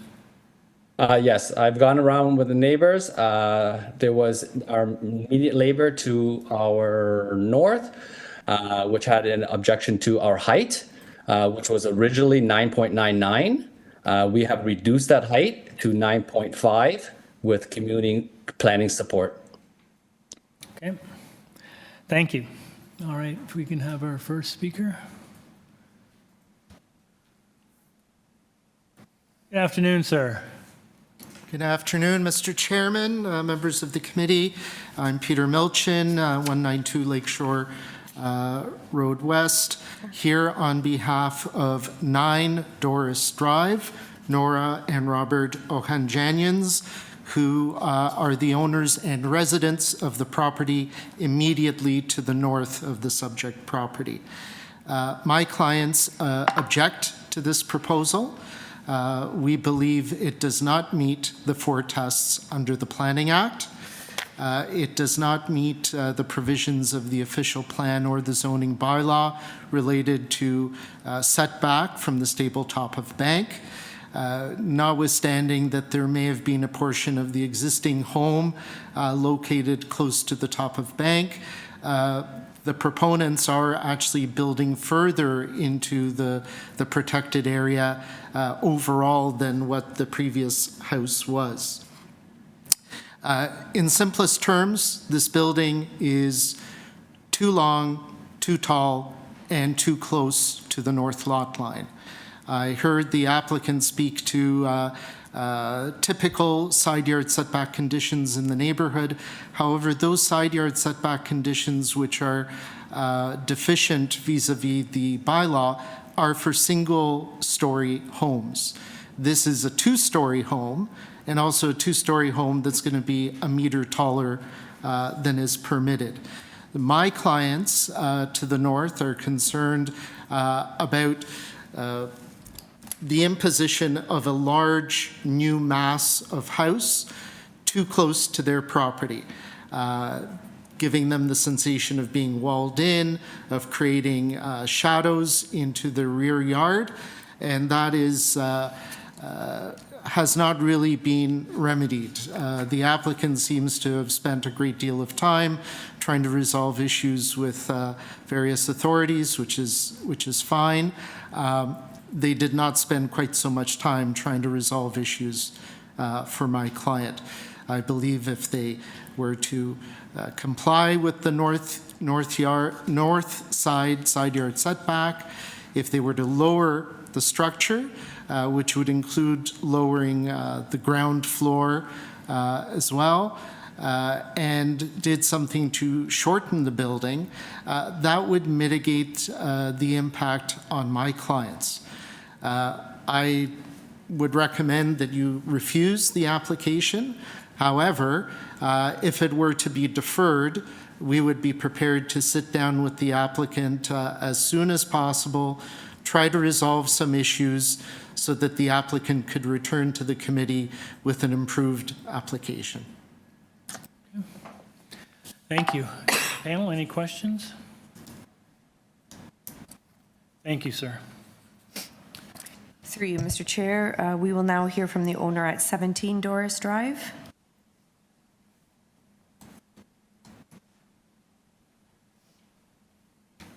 Good afternoon. Mr. Winkler.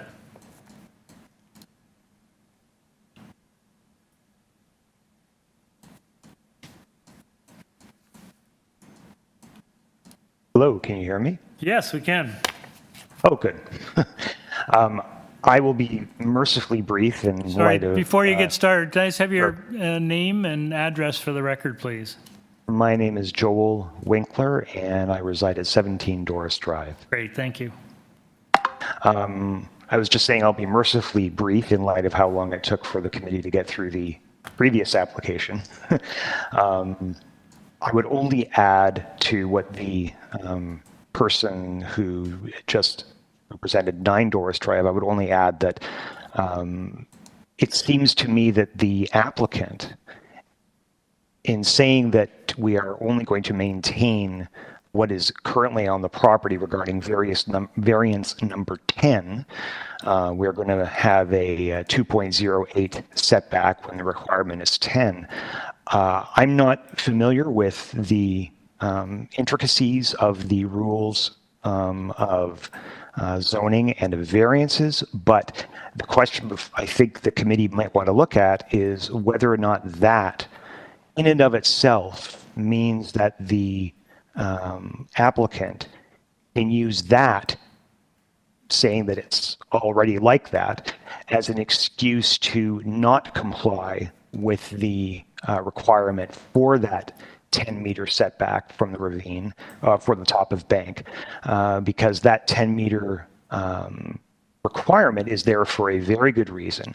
And in the letter that myself and my wife submitted to the committee, we took some photos of a couple houses that are actually about a 1-minute walk down the street at St. Clair East.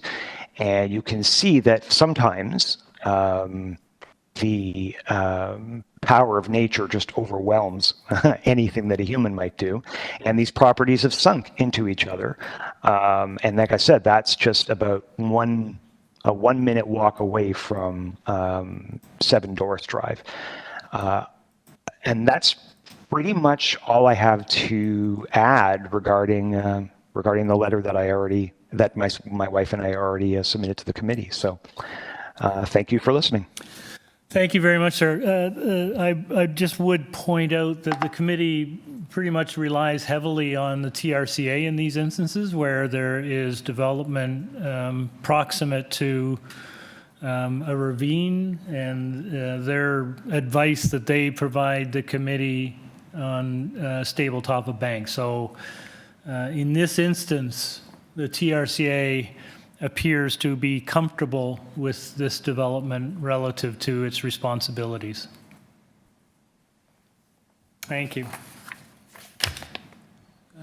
Sabrina, is that it? Okay. All right, we can go back to the agent.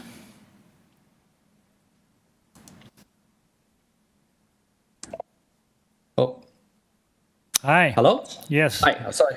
Just got back on mute. Okay, if you can take some time to respond to some of the concerns you've heard today. Yeah. So yes, regarding the hazard top of bank, TRCA has, like I mentioned, we did work 6 months with them and got their blessing on the approval on this. Most of the homes on this street on the ravine side, if we were to have a 10-meter setback as TRCA slates on there, most of these houses wouldn't be able to be built. It would cross majority of the house.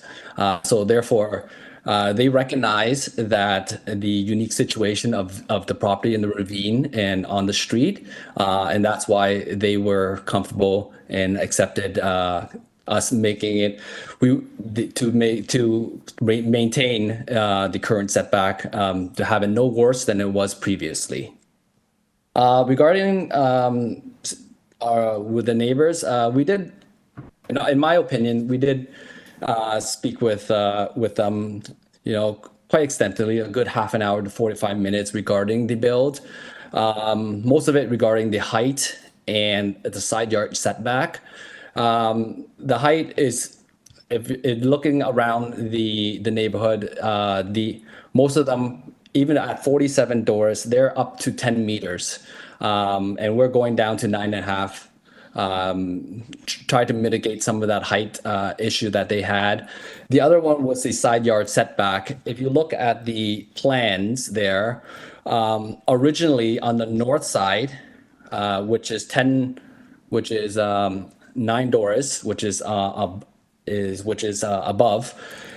The garages basically kiss the property line. So it was right next to their property, right up to the property line. And if you look at there, they would have a 0.93 meter setback.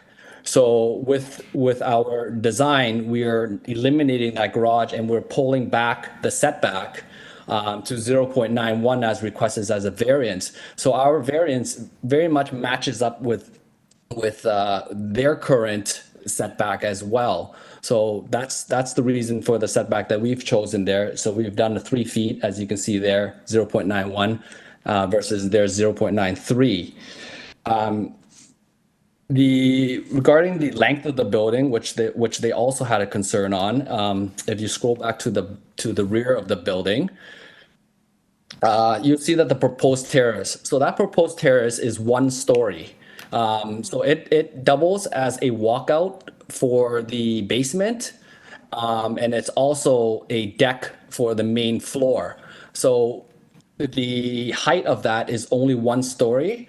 Whereas if you look at the gray portion of the building, from the front and the back, the length of that building would only be 16.46 meters, which is less than the 17-meter bylaw. So if we were to, instead of having a proposed terrace and we had a basement walkout, that variance wouldn't be triggered at all. But due to TRCA wanting us to stay away from the 2.08 meters, we had to create our walkout where the stairs are inside the basement and the door would just walk out on the grade. So therefore, that's why we were able to do the walkout from the rear, but the stairs are now inside the home rather than outside the home, which necessitate the extra building length.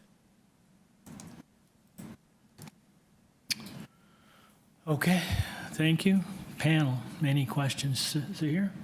Thank you, Chair. I just have 2 questions. One is related to the length of the building relative to the neighbor to the north, I believe. On the site plan, there's just an indication that the proposed structure is going to be slightly longer than the neighbor. Do you know what the difference is between the proposed structure and the existing number, I believe it's number 9? Yes, number 9, yeah. I don't have that exact. Approximate? It's not on top of my head, but I believe it's about 8 to 9 feet. Okay, thank you. And the other question is, you've got a substantial driveway proposed. I would like to put in a condition that it be produced out of permeable materials. Would that be okay for you? We don't have a front yard landscaping requirement because we do meet that requirement. Yep. And I believe that the plan would be to do an asphalt driveway. I'm thinking in terms of permeability for now and the long term. I don't have I would say I would not have an objection to that, but I'm not sure if that is necessary, considering that we do meet the front yard setback. I'm sorry, the front yard landscaping. But if necessary, if it is in the opinion of the committee, we are willing to do that. Thank you. Okay, thank you. Anyone else? Nazila? Yes, I just have a question from staff regarding the TRCA email we received that they projected earlier, dated May 14, 2024. In that email, there are 3 conditions that they're referred to. Is that the condition that we can we, because we don't have another letter from them or report, just wonder if we can implement those conditions? Through you, Mr. Chair, yes. Perfect. Yep. Thank you. That's my question. All right, Ryan? You okay? I am good.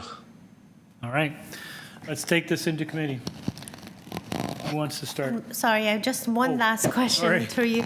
So we don't Sorry, have we're a back condition. out of committee. Sorry for worries. that. The urban forestry, the report, the final one, it's no condition, but do we have a condition number 3 for I urban have condition forest? 3 written down. You have condition number 3? Yes. Okay, perfect. Thank you. Just want to confirm that. All right. Thanks. We're back in committee. Yes. Who wants to start? Sit here? I just make an observation first, and I found this kind of curious. There's a swimming pool below the top of slopes, and I found that stable. Thank you. I always found that curious that this was built. I mean, it's an existing one, so it's not an issue. But I find that a bit curious that that's there. And we have issues with the house being built. In any event, that Must be grandfathered, I guess. grandfathered, yeah. Maybe the swimming pool can be washed away with no too much. Are you hoping for that? I don't know. I mean, like, yeah, you're right. The observation is like, you're not allowed to build. But yeah, maybe it's You wouldn't, I don't think you'd be able to build that today. yeah, but then they do not consider it because they based on the building as to establish the what they allow 2.08, not the swimming pool. So they do not consider the swimming pool a permanent structure. Maybe. I don't know. Certainly a potential issue. If I may, just a couple of observations. I mean, there are a number of, we've got 10 variances in front of us. So it seems like a very large number of asks, but individually, I don't think they're excessive. I think this is an application that by and large is supportable. I'm not sure what my colleagues might have to add. I agree with you. It seems that there are 10 variances, but also we have heard that they actually work for a very long time, both with community planning and TLCA. So I think a lot of things that will meet the basic requirement. So, yeah. I agree. I think all the tests have been met, and I think this application is supportable. Okay. Nazilla? I just mentioned earlier, my first concern was length and depth, but when I listened to the explanation and when I look at the east and west elevation, it's clearly show that's only for the ground floor portion only, and I think if we tie it to east and west elevation, it completely explained that length and depth. And my other question was top of the bank, which I get my answer. Okay. There is a terrace in the back. It looks like it's elevated. Looks like from the side elevation that it's screened, but do you want to, bulletproof that? Okay. I think that maybe it's one of the ones I circled on my drawings, but that it might have a privacy related. Well, to number 9 particularly. So on the north edge, you only The north side of the... north side, yeah, okay. All right. I'll look to someone for a motion. Nazilla? Yes, to you, Mr. Chair. I'm ready to put forward a motion to approve this application, subjected to condition number 3 of urban forestry, and also would like to add the 3 condition of TRCA mentioned in the email dated May 14, 2024, that permeable pavers are used for the proposal patio. All stormwater is directed away from the slope, and natural shrubs and plants are added to the top of the slope. Those are the 3 conditions, and also would like to tie it to east and west elevation drawing number A-08, east elevation drawing A-09, substantially accordance to those elevations, so that we can just show the length and depth. It can explain that. And also my colleague would like to, a suggestion of my colleague, to add privacy screen 1.5 meter on the north side of the terrace. And driveway, if I may add? Yes. Permeable driveway? Yes, I accept that, a friendly amendment, that the driveway also be constructed with permeable pavers. So that is my motion. I hope Motion by Ms. West. Do I have a seconder? I'll second that, Chair. We'll put Ryan out there because I often overlook him. Seconded by Mr. Bissonnette. All in favor? Thank you, Chair. With conditions. That's unanimous. Thank you very much. We move on to item number 21. 241 Richmond Street West and 133 John Street. This is an application to alter the development standards as approved under site-specific zoning bylaw 851-2022 for the 34 and 41-story mixed-use building by increasing the residential gross floor area and reducing the non-residential gross floor area, as well as the easterly setback at levels 18 to 35. There will be a total of 479 residential dwelling units provided on this lot, currently under review through site plan control application. Committee has before it a copy of the minutes from the August 14 public hearing, a copy of the plan of survey, revised site plan, floor plans and elevations, a revised zoning waiver received August 19th, a cover letter from the agent, presentation materials from the agent. We have email correspondence from Heritage Planning and a staff report from Community Planning. Through you, Mr. Chair, we have the agent here in person, no registered speakers for this item. Hello, sir. Good afternoon. Good afternoon, Mr. Chairman. Thank you. Gavin Bailey, 4800 Dufferin Street, Toronto. It seems fairly straightforward, but maybe we could, it's complicated, so perhaps a short presentation. I would be happy to lead you through that presentation. If you could put it on the screen, please.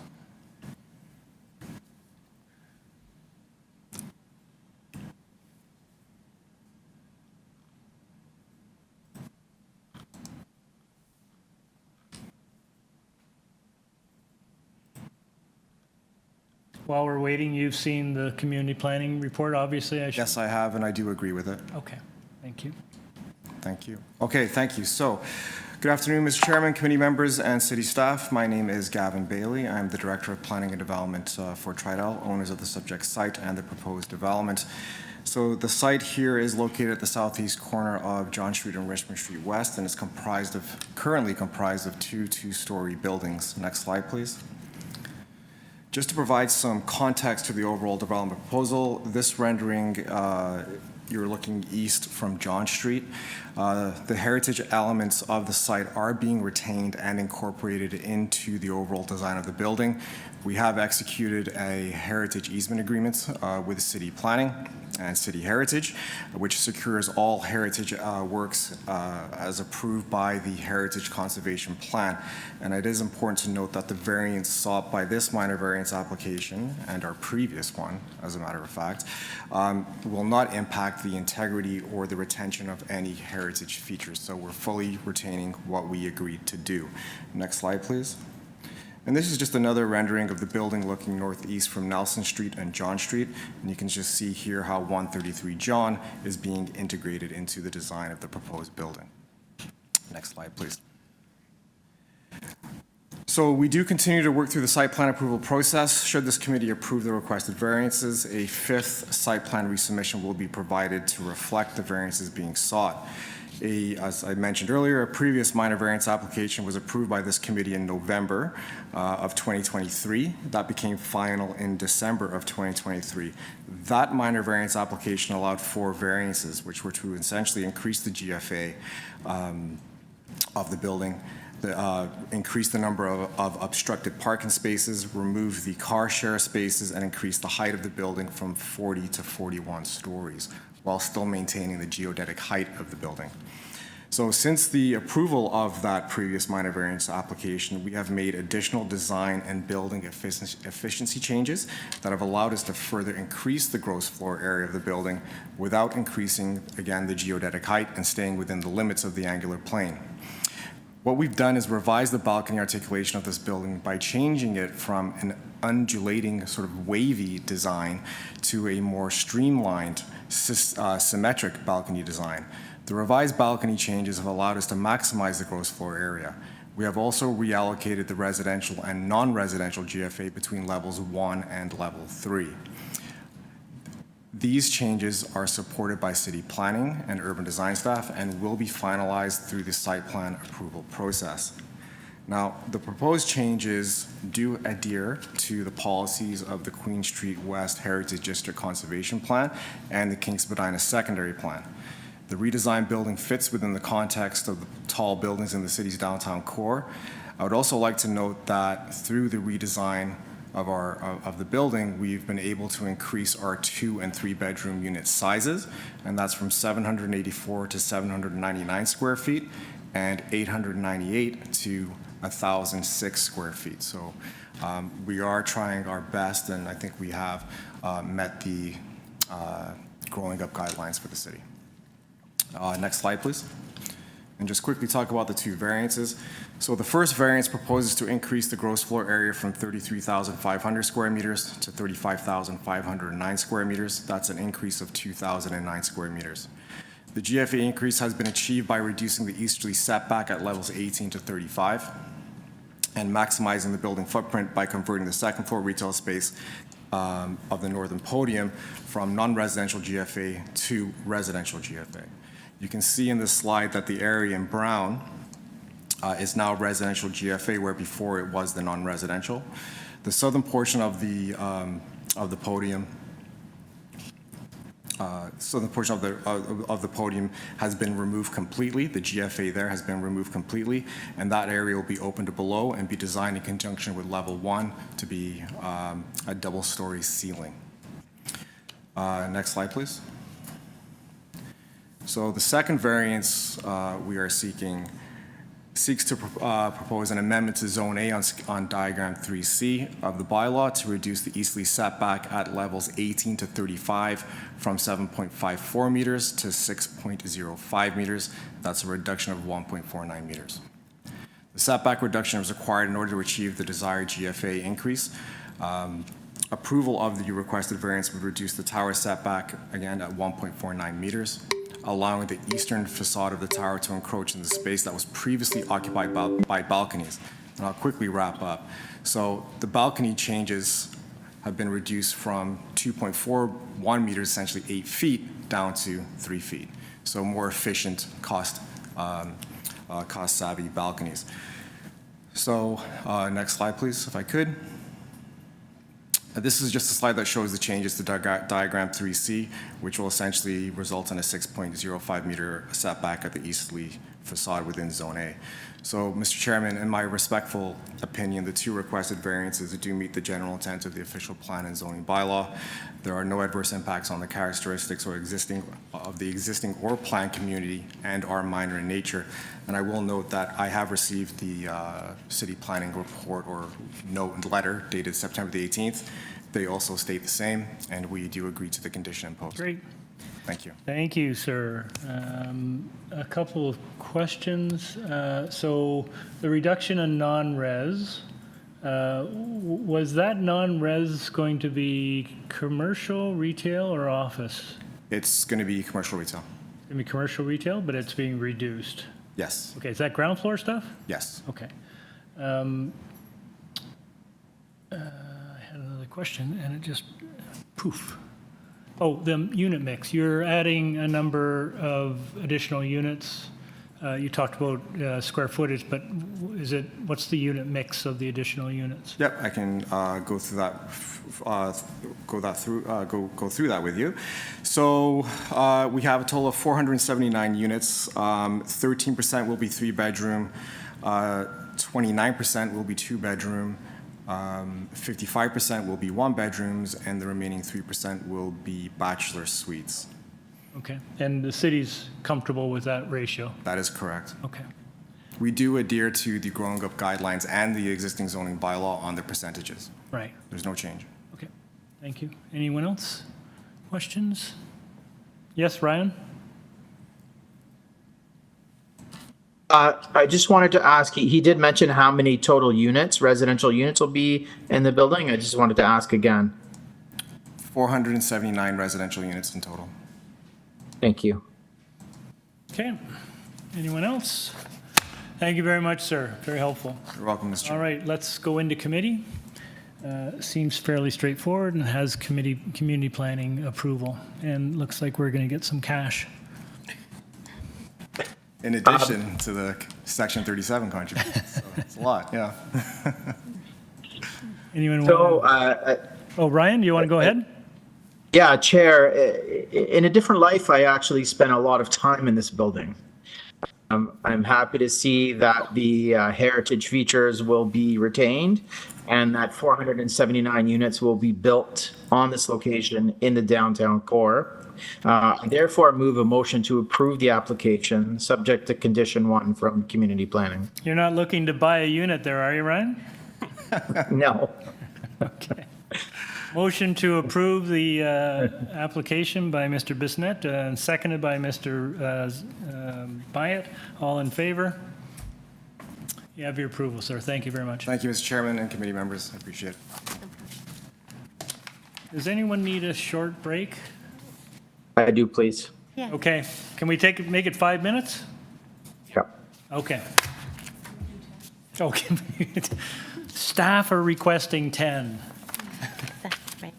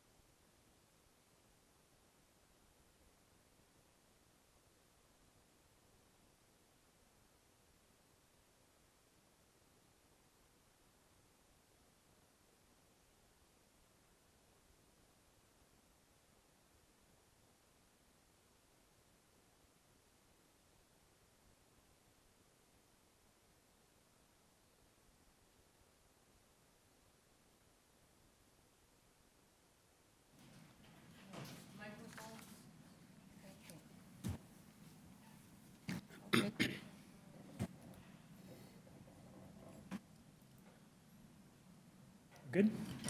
All right, we continue with item number 22, 22 Gough Avenue.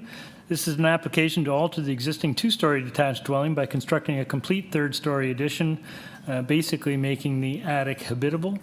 This committee has before a copy of plan of survey, site plan, floor plans, and elevations, 2 photographs of trees on the subject property, and a cover letter from the agent.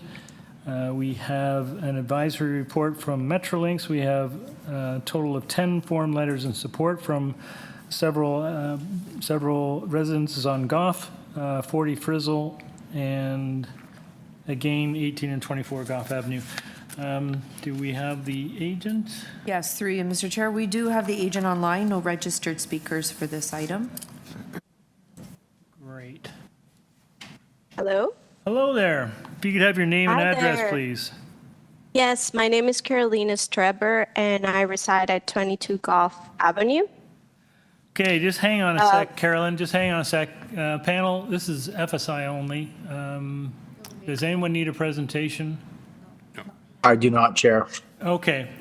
Carolyn, we've read your application. We're familiar with the material. It seems like a fairly straightforward application. We don't need a presentation today. Is there anything you'd like to share with us before we take it into committee for a decision? Not, I don't think so. Anything, Mr. Chair, it seems a very straightforward application, and we are not altering any of the existing envelope. We're just taking advantage of, the room that we have on the interior to make a third floor livable space. Right. All right, thank you very much. So let's go into committee panel. Nazilla? Yes. Through you, Mr. Chair, I would like to put forward a motion to approve this application with no condition. Okay. Motion by Ms. West to approve. Do I have a seconder? Mr. Bissonnette? All in favor? You have your approval. Thank you, ma'am. Okay, we move on to item number 23, 230 Sterling Road. This is an application to alter the existing two-story townhouse dwelling by constructing a rear two-story addition. The existing rear basement walkout stairs, rear ground floor concrete pad, and a portion of the rear ground floor deck will be demolished. The committee has before it a copy of the plan of survey, site plan, floor plans, and elevations, 9 photographs of the subject property, a deferral request from the applicant, and we also have staff reports from Urban Forestry and from Metrolinx. Through you, Mr. Chair, we do have the agent online, no registered speakers for this item. This is the item where a sign wasn't posted. Right. But we'll have the agent speak to that. Great. Good afternoon. Good afternoon, Mr. Chair. This is Sebastian Barnitsky of Office of Architects, 165 Lauder Avenue. Great, thank you. So you need a deferral because it was improper notice? Yes, unfortunately, the client did not put up her sign in time, and so we are requesting a deferral until the next hearing. Okay, that's great. It's pretty much automatic. So panel will go into committee to have a motion. Ms. Chen? Motion to defer. Yeah. Motion to refer by Ms. Chen, seconded by Mr. Bayat. All in favor? This item is deferred. Thank you.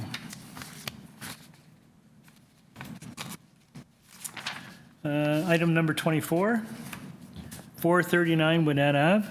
This is an application to construct a new three-story detached dwelling with a front integral garage, a ground-level rear deck, a rear basement walkout with stairs, and a rear third-floor terrace.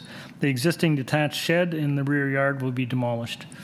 Committee has before it a copy of the plan of survey, site plan, floor plans, and elevations, 6 photographs of trees on the subject property, presentation materials from the agent, staff reports from Urban Forestry and Metrolinx, and we have 2 form letters in support from 441 and 447 WINNETT. Through you, Mr. Chair, we do have the agent online, no registered speakers for this item. Mr. Benkowski. Good afternoon, Mr. Chair. Good afternoon, committee. Full name and address, please, sir, for the record. Jonathan Benskowski, 301 Keewatin Avenue. Thank you, sir. Panel, I think we need a presentation on this one. So, Jonathan, why don't you take us through this, please? Yeah, absolutely. So if we could bring up the presentation materials that I filed, this is somewhat of a unique grading of the property. And there was a little bit of confusion with planning as to how the height of the main pedestrian entrance related to the actual grade.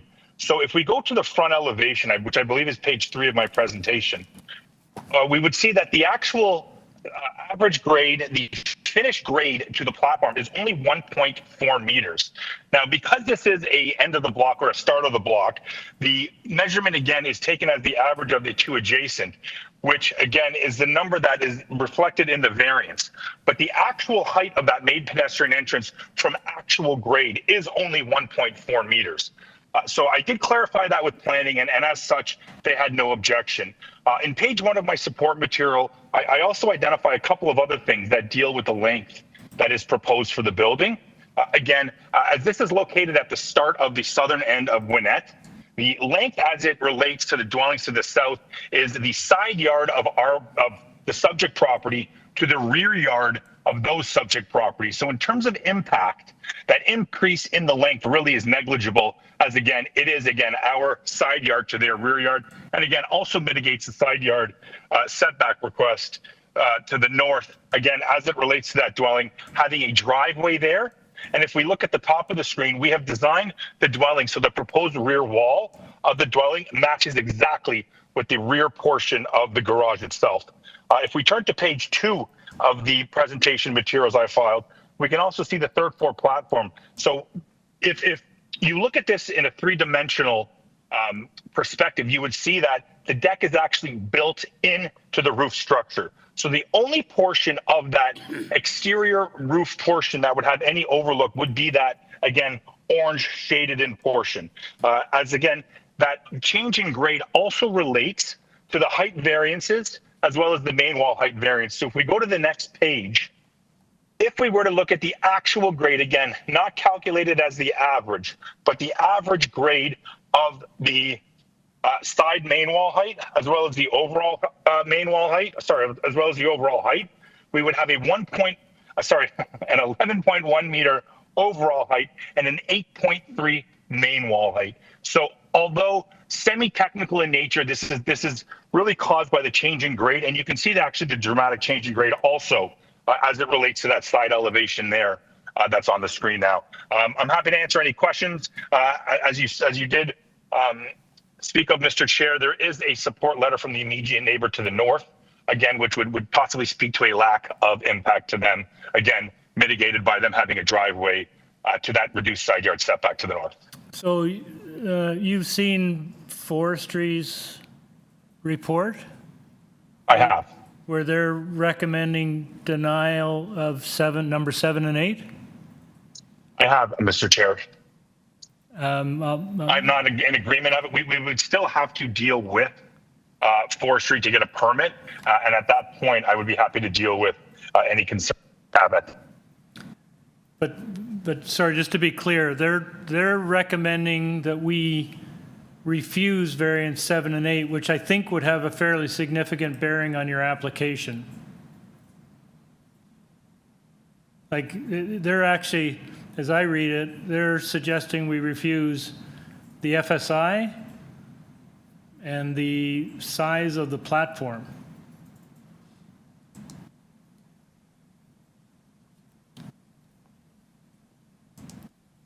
Do you have a copy of their report, sir?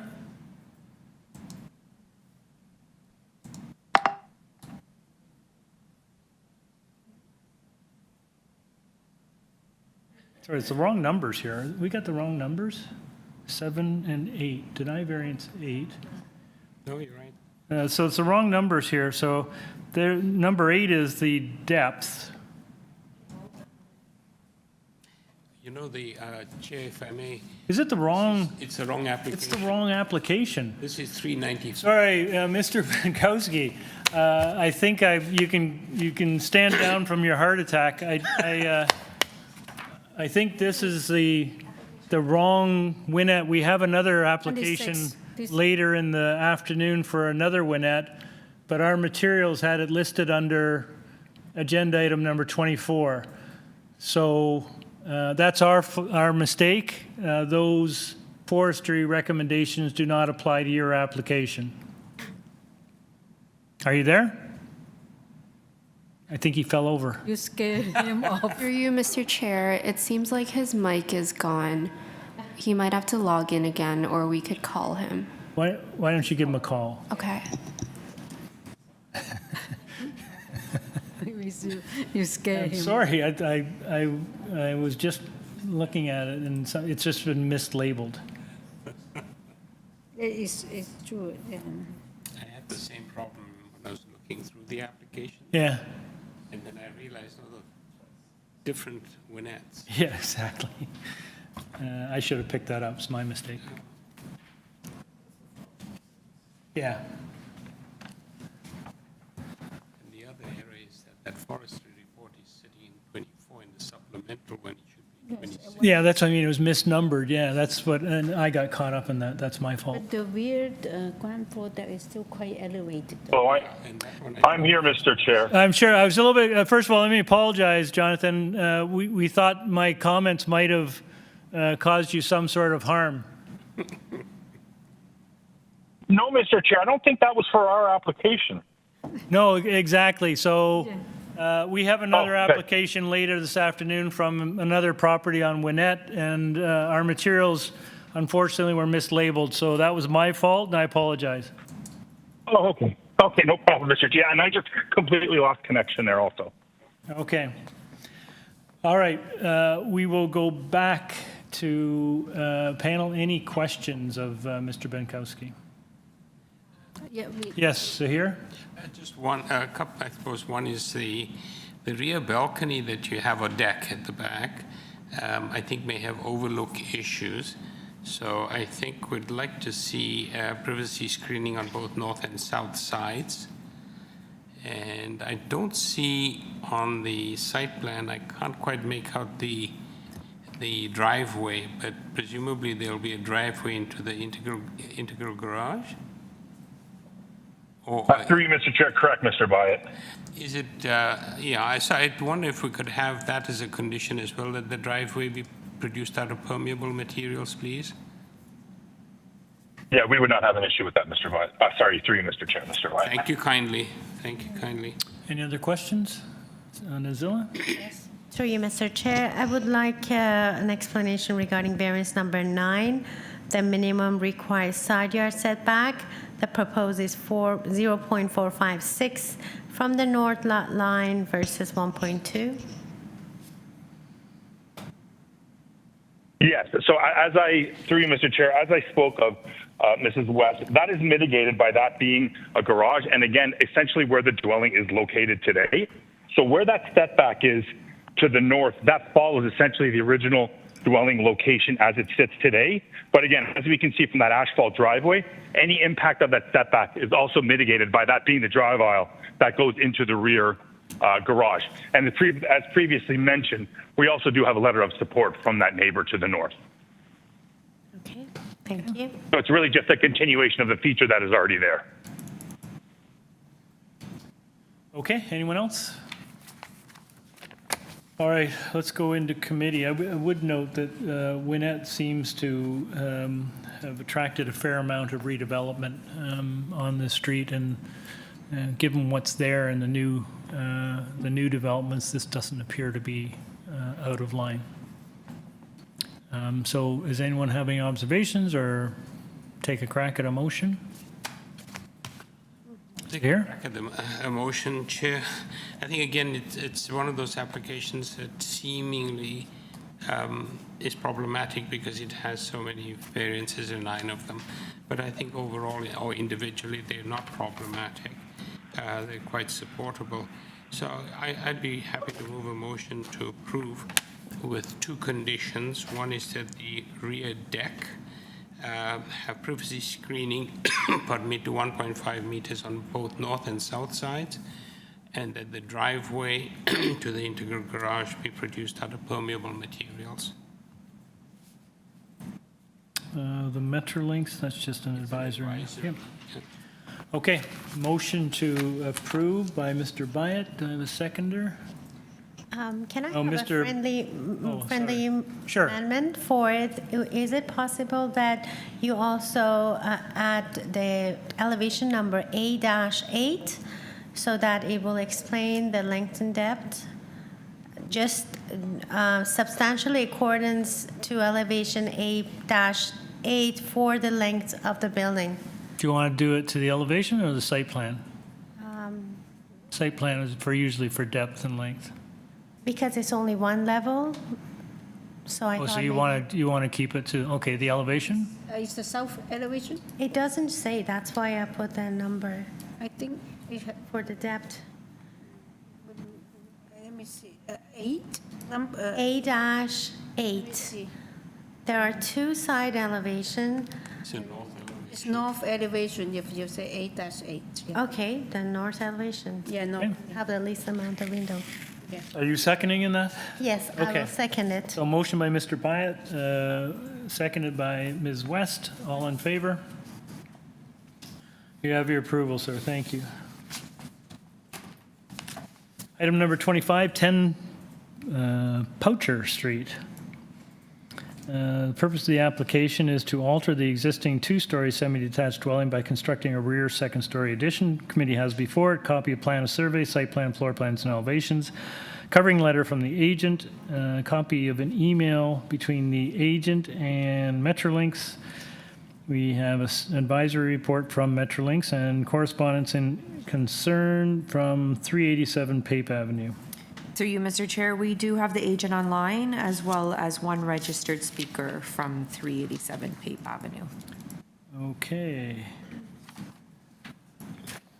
Good afternoon, Ms. McPhee. Good afternoon. Through you, Mr. Chair. Sorry, because there's a registered speaker, would you like me to present our presentation? Yes, if you could just give us your name and address for the record, please, and then, yes, you will need to give us a presentation. Okay. So through you, Mr. Chair, Cindy McPhee, agent for the homeowners. First Step Design Limited at 16600 Bayview Ave, Newmarket, Suite 304. Okay, you have 5 minutes, ma'am. Were you in receipt of the extra late materials that we submitted earlier this week? There was support letters and a cover letter that was in our presentation material, I believe. I don't have it. Record, no. Is it in supplementary? Through you, Mr. Chair, that came in very late. So there wouldn't have been enough time for you to review, but we can present it on the screen now if the agent wishes to speak to it. Thank you. Does that also include the letters? We do We have the submitted- form letters in support. Okay, so we also submitted 5 neighbor letters in support of our application. Okay, go ahead. So our variance is to request the approval of a minor variance of, okay, so they're going through the, thank you. Of the FSI, the floor space index. We are requesting a minor variance from the existing FSI of 0.68 to a proposed 0.74. And we are doing that by adding on to the second floor of the existing house and extending the back of that second floor in basically the same depth as what the neighbor is, number 8. So that it's a semi house. And we are just extending the back wall to meet the back wall of our neighbor. And in that, it has triggered a minor variance. We haven't received any issues from planning. And I don't believe that we have any issues with forestry, as I don't believe we're impacting any trees. But we haven't seen any report from forestry. We ask the committee to consider our application for this minor variance. Thank you. Thank you. Any questions, panel? All right, we have our speaker. Through you, Mr. Chair, we'll unmute Michael Patterson.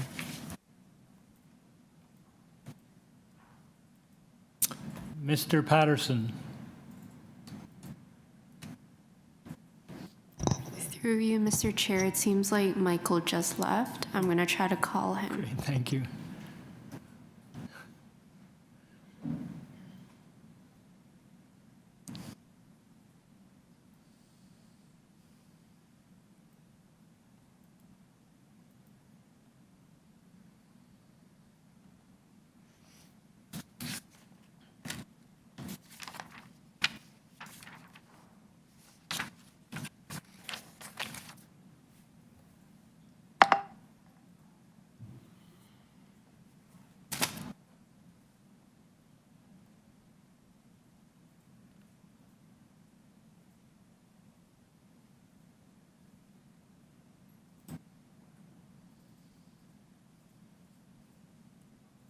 Your message. When you have finished recording, you may.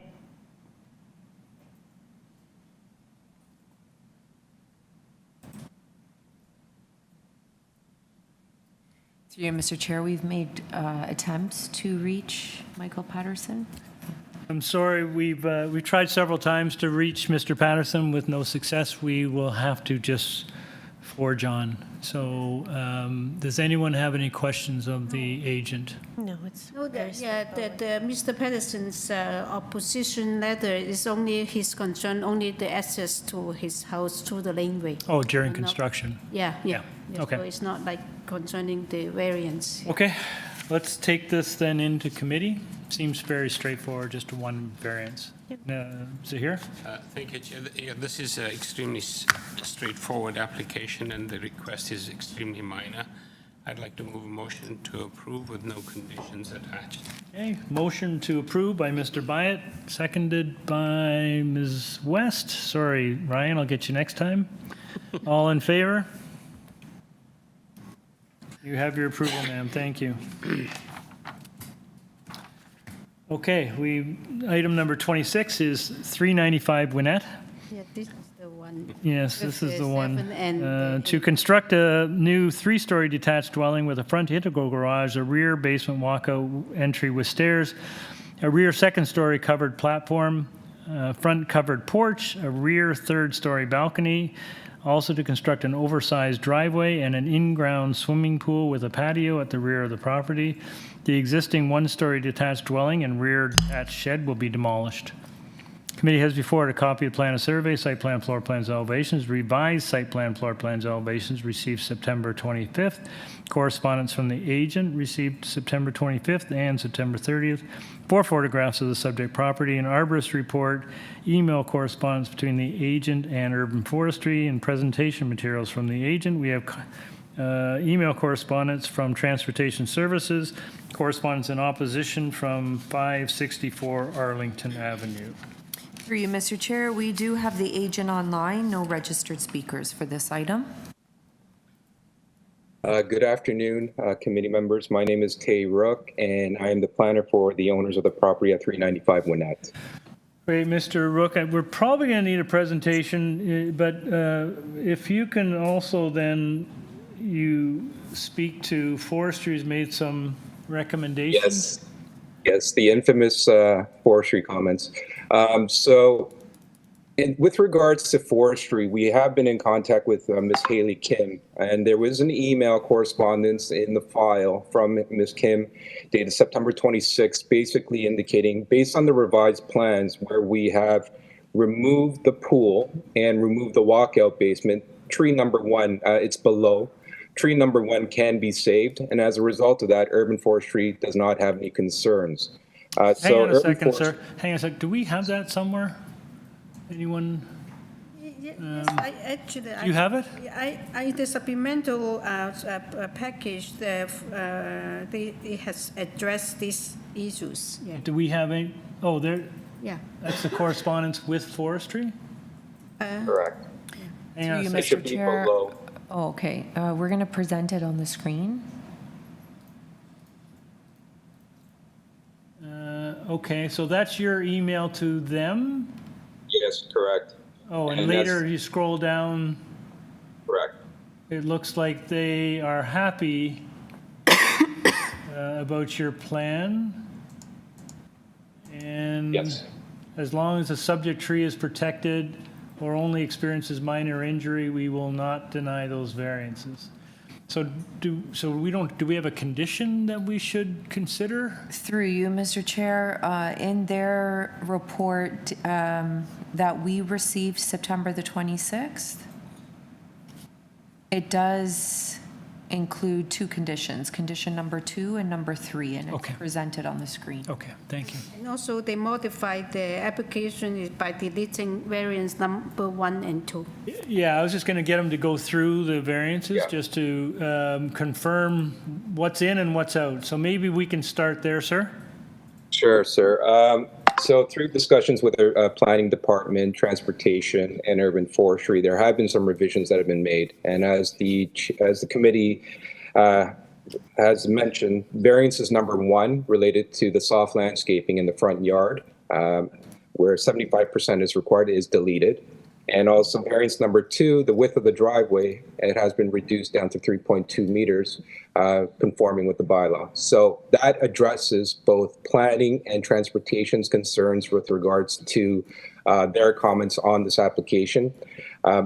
I will also mention that planning did request, and I'll go through this as I go through the variances, but planning did also request privacy screening for the second-story deck on the north and south sides, which we are more than happy to provide. But variances number 1 and 2 are deleted from this application based on the revised plans. I will go through the variances in terms of dwelling height. What you have is, if you could go through the presentation slides that I had submitted to you, there's variances related to the overall building height at 11.79 and front and side main wall building heights at 11.35.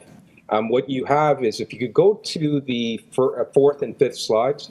So in terms of the front main wall building variance, what you have is that triangular piece that's located at the front. It's the dormer. That is what's being captured as part of the 11.35.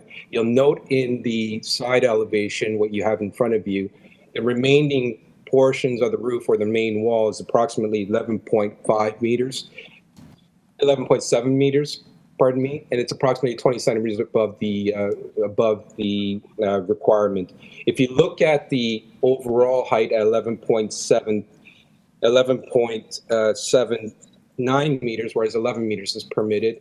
And if you go through the neighborhood, if you go through the pictures that I provided in slides 6, 7, and 8, 9, and 10, what you have are properties along WINNETT and surrounding streets on Dunham, Ava Road, similar types of architectural styling where you have integral garages with elevated first floors at the front, similar heights and massing that is being proposed on the subject site, where you have flat roofs, pitch roofs, mansard roofs with dormers up front, side walls and front walls that are beyond the 8.5 meter mark. And this is found throughout the neighborhood. And what you find in this neighborhood is a very tightly knit character. And what you have is in situations where it is a tightly knit neighborhood, where you have parking spaces or parking garages or integral garages located up front, which is permitted as of right.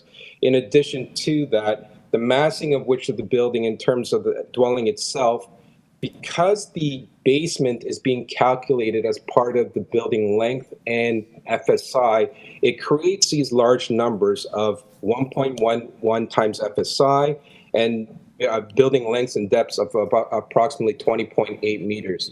And if you go to the side elevation once again, what you have is the basement being considered the first floor. And as a result, and that's a result of the fact that the basement isn't dug far enough into the ground. And if you were to dig another approximately 5 feet into the ground and have a basement that's approximately 12 to 13 feet in height, you would have the same exact building, but you wouldn't have variances related to FSI or to the building depth or length. What I would submit to the committee is that what you saw in the pictures are similar homes, similar massing, similar vernacular in terms of architectural styles that have the same proportions and massing that have been deployed on properties of similar sizes and have integrated into this neighborhood in an appropriate manner. With regards to the front yard setback, if you go to the site plan again, we're matching the existing front yard setback at the front. And at the rear, what you have is a small triangular piece of the building itself that is being caught. It's because the rear lot line is on a diagonal slant. There's the second line that's where you have the green triangles. You have a small portion of the dwelling, a small corner, the snippet that's being caught in the 8.24 meters. But the majority of the building itself is that it's been set back per the bylaw requirements. With regards to the side yard setbacks. Mr. Wright, I'm sorry, I'm going to ask you to wrap up. You're a little bit past your time. Sure.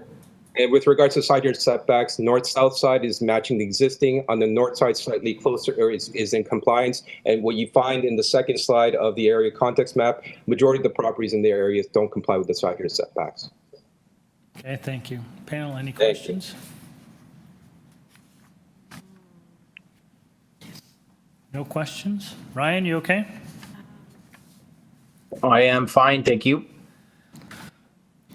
Okay, we have no speakers, no questions, so we'll take this in. Oh, you have a question? Sorry, yeah, I thought there were maybe speakers. I'm sorry, Chair. Just with regard to the driveway, we've got a new driveway coming up. I'd like to put in a condition that the driveway be produced out of permeable materials. And I believe there's a rear deck that may require privacy screening on the north and south sides. That's correct, sir. That would be the second floor patio or patio on the second floor that requires privacy screening on the north and south sides, which are indicated on the revised site plan. That was a request from community planning, did you say earlier? Correct. And I believe it's already been indicated on the site plan. You'll see it on this right in front of you, 1.5 meter high privacy screens and terrains. So we want to tie it to plans? And sir, just to speak to the permeable pavers, I would understand the permeable pavers being requested if we had a landscaping variance at the front and increased driveway width variances. However, we do comply with the front yard landscaping. We do comply with the driveway width. It's an additional cost that my client would like to avoid. Typically, that condition is applied to when you do have reduced landscaping out front because you increase the surface runoff. In this case, the bylaw anticipates 75%. We're providing the 75%, which would indicate to me that permeable pavers would be somewhat unnecessary in this particular situation. I might suggest that it is necessary, and the reason for that is that we've got excessive downpours, and you can see this as an ongoing event. And what happens is any runoff that you have, and the runoff is going to go into the public sewer systems, and we've seen it in Toronto in this past season that we have excessive runoff in the public system. So what an impermeable driveway or surface does is it prevents drainage into the water table, where to mitigate the issues of stormwater runoff. So I would recommend that we actually do. I know there may be an increased cost to it, but I think in the long term it becomes a beneficial thing. I'm just going to weigh in on this one, and only because I think the applicant is correct. I mean, we can't put a condition in these instances. If the applicant were willing to do that, I think we can do that, but the applicant has complied with the front yard landscaping requirements, so it's hard for us to impose a condition where there isn't a variance. I just raised that for your consideration. Your point's absolutely well taken, but in this instance, I think he's right. If they're complying, and he doesn't want to make that change, I think we have to respect that. Okay, I want to make a couple of comments. Overall, I do not really have a problem with any of the variances, especially they make. They did certain things as an improvement, but I think we have to revise the purpose clause because they're not going to put in an in-ground swimming pool. And also, if we were going to approve, we have to tie them to the revised site plan or plans, because the site plan showing that where the pool was is going to be grass. And the site plan also has the privacy screen. Yes, exactly, yeah. So that's what I want to make. Okay. Anyone else? Nazila? To you, Mr. Chair. My comment or question is regarding the transportation email correspondence that we received on September 25th, 2024. They reviewed this application and they said they had no problem with driveway width on private property, but they asked the applicant to reduce the driveway width and the curb cut to maximum of 3.2 meter on the city property. I just would like to know if the revised site plan reflect this request from the transportation. Okay. Yes, Madam. Yes, through you, Mr. Chair, it does reflect, the revised site plan shows 3.2 meters, and that's why we eliminated variance 2 from the list. Perfect. Thank you very much. All right. Any further? Sorry, through you, Mr. Chair. Then we'll amend the purpose of application to remove also to construct an oversized driveway and an in-ground swimming pool with patio at the rear of the property. So that sentence will be removed from the purpose of application. Okay, thank you. All right, let's take this into committee then. Who wants to, any observations, or someone want to move a motion? Ryan? Fine. Thank you, Chair. You're getting too comfortable at the cottage. I'm in my basement. I do find this application supportable. I think it is in line with the development and character of the neighborhood. I think it's been well thought out and some mitigation measures put in place. I already forget if there's any conditions by planning or forestry. Yes, well. They seem to have satisfied forestry's concerns. Two and 3. Yes. Condition 2 and 3.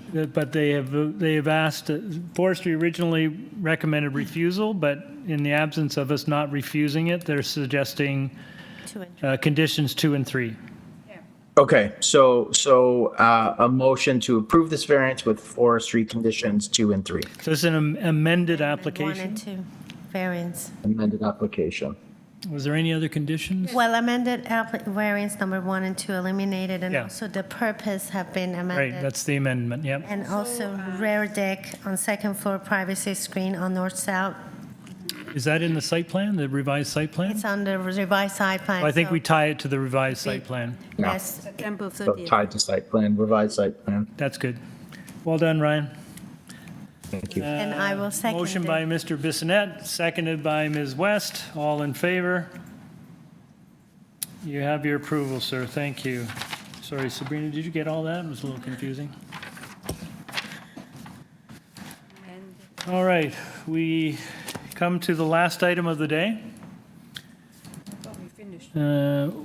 Item number 27, 1034 St. Clair Ave West. This is an application to alter the existing 3-story mixed-use attached building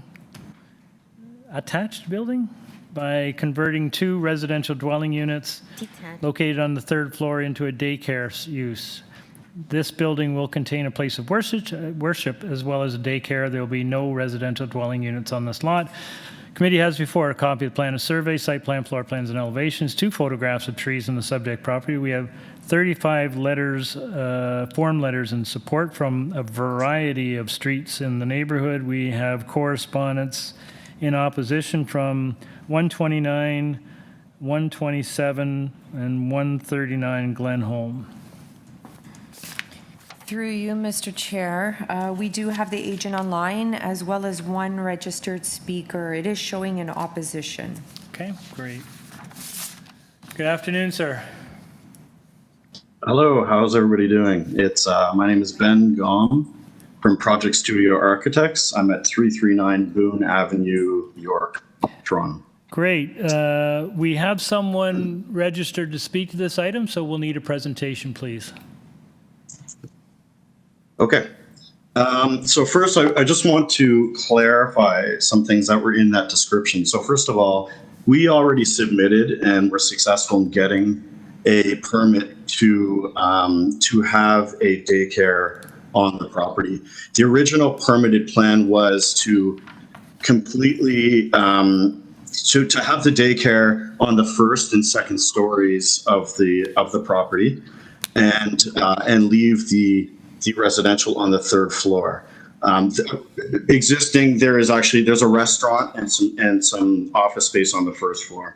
We then submitted for a second permit, amendment to that permit, to increase the daycare size to one of the units up on the third floor. So currently we have a permit, and we've been in construction with that permit for a daycare that would occupy the first, second, and half of the third floor.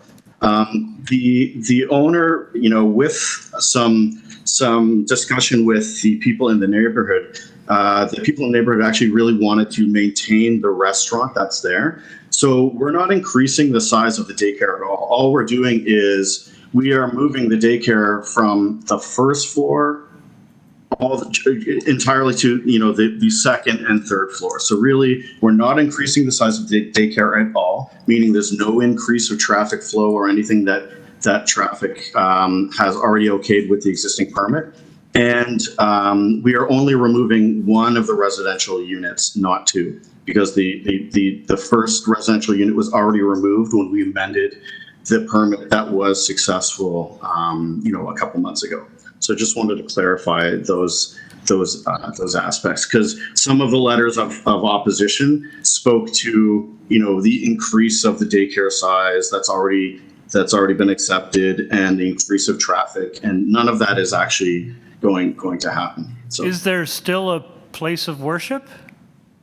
Yeah, it's a daycare that is a daycare, and it's owned by the Chabad. But it's a Jewish organization, so it's a daycare that also acts as a place of worship. It's both. So on the weekends, it's used as a place of worship? Well, not just the weekends. For example, in about a minute and a half, we're going into the holiest part of the Jewish New Year, Rosh Hashanah. Okay. So there's multiple uses for it. Yeah. So it is a daycare and place of worship. Yeah. It's not your traditional place of worship in a temple sense, but it is being used as both a daycare and place of worship. Okay. Yeah. Yeah. So as of right now, there is an existing restaurant on the first floor. That the original plan again was for that to be removed and be taken over by the daycare. Where since the client has decided to keep that restaurant and move everything to the back of the first floor and the second and third floor. So we're confused now. I am confused. So I'm just looking at the first floor. I'm sorry for interrupting your presentation, but looking at the first floor floor plan. So you've got place of worship. Is that in the front? Is that facing St. Clair? Yeah, again, everything you're seeing there is part of the existing permit that's already been accepted, right? So you're seeing things on the first and second floor that have already been okayed with a building permit that we are in construction right now. Right. So really, all we're looking at is the third floor, which currently has half of it is a permitted daycare, and then the other half of the third floor is an existing unit that we are now taking over to make room for the daycare. The moving of the daycare from the first floor up to the second and third floor. Fair enough. But what I'm really just looking for, you said there's a restaurant there. Where's the restaurant? Well, so what you're looking at is the original permit. At the ground floor, you're looking at the original permit, which was to remove the restaurant and put in a daycare. That's what you're seeing is the original permit plan for the daycare on the first floor. But we've since decided, or sorry, the client has since decided that we are going to amend that permit by keeping the restaurant and moving the daycare primarily to the second and third floor. So do we have revised floor plans to that effect? Or I don't have anything other than, unless I'm missing something. Yeah. Does anyone have the revised floor plans? Like, what you've got before us is your old floor plans.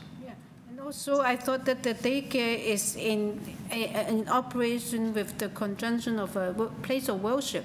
I thought. I don't know. So, sir, well, I think all we have before us as a committee are the former floor plans. We don't have the floor plans that reflect the changes that you've just talked about. Right. Well, we will be submitting those for permit. Yeah, I get that. I get that, sir. But you're asking for us for a variance, but panel doesn't have before it the complete information that we need that reflects the proposed status of your operation.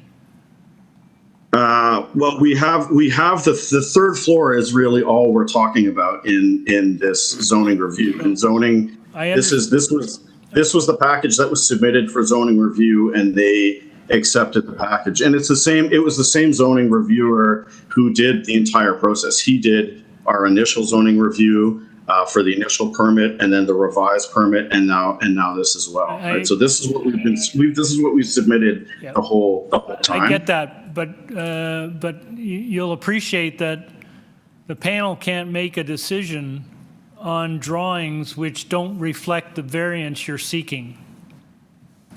But they do reflect the variance that we're seeking because it's all about the third floor. The most important drawings in that package are the existing and proposed third floor plan. That is what the variance is all about. It's the addition of that last. Sabrina, what do you? Through you, Mr. Chair, can we just go through plant level by level? So I'm going to have the presenter present the existing basement level remains as is. Okay, then level number 1. Right. Right now, it's showing as a place of worship and classroom space on that first level. Right. Okay, so is that the way it's going to remain? No, it's not. It's going to remain the way it is now. It's going to remain as the restaurant that is actually in the existing first floor plan. That I guess should be part of that package, and for some reason is not. Okay, okay, and then if we go to level 2, yep, it's showing as all daycare with. This is nothing will change here. So level two, everything stays the same. We're maintaining the daycare, and again, all of this is now existing in the sense that it has been permitted. It is essentially built and everything, and it closed permit, right? So everything there is now existing on the second floor. Okay, and then if we scroll down to propose level 3, so what's existing now? Hold on, let me finish. Yeah. What's existing right now, right? Existing level 3 is showing 2 units. Would you agree with that? On the plan that you see presented, is it 2 units or 1 unit on the entire level?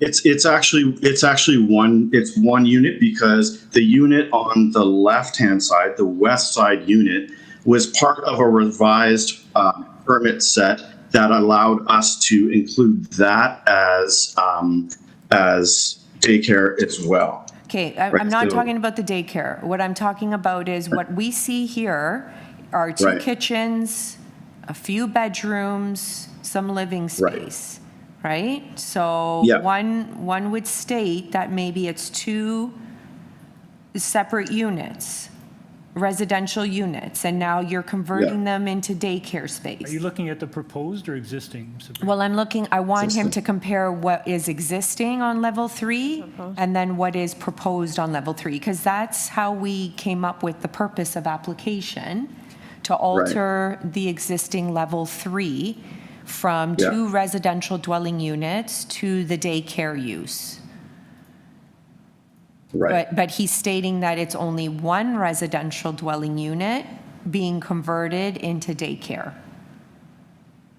So I just want him to clarify, because based on the plans that have been submitted, it's, you know, something's not correct here. Right. Which, I'm going to be honest with you, our notice went out stating 2 residential dwelling units into daycare on level 3, right? So the plans and the purpose match. So I don't think we Right, need okay, to so make then- any revisions to the purpose. Okay, that's fine. For all intents and purposes, it can be what and I get the confusion, and I apologize for that. So for all intents and purposes, it can stay as that we're converting the second floor or the third floor to entirely daycare space. And that's what the purpose of application reads. Right. But it does also continue to say this building will contain a place of worship as well as a daycare, right? Yeah. And there will be Yeah. no residential dwelling units on this site, which is all correct. Right. However, we do not have that restaurant use, that non-residential use as part of this. Right. Yeah. And you're Exactly, saying yeah, so that's- and you're saying that's been approved. That has been approved. Yep. Yeah, that has been approved. Yeah. So, I mean, through you, Mr. Chair, based on the purpose of application, it's all correct. With minus, we never stated that there's restaurant use on the ground floor because the plans that were submitted don't show that. When he says that's been approved, who Toronto approves it? Buildings would have. That's building code guys? Yeah. No, it's been approved by a full permit. I mean, we have the permit, we went through construction, and we've closed the permit. Like it's all been 100% approved, built, and closed. So Sabrina says, so what exactly are we looking at here? So we're looking at the 3rd floor going from residential to daycare use. So it, not as reflected in this floor plan. This floor plan still has 1 residential unit in it. Well, what I'm seeing and what I would state is that it appears that there's 2 residential units on the 3rd floor, and that 3rd floor is going to go from a residential use to a daycare use, and that's what the purpose reads. So that is correct. The fact that there's going to be no residential dwelling units within this building, that is correct. There isn't anything being proposed for residential use. It's going to be non-residential, so place of worship, daycare.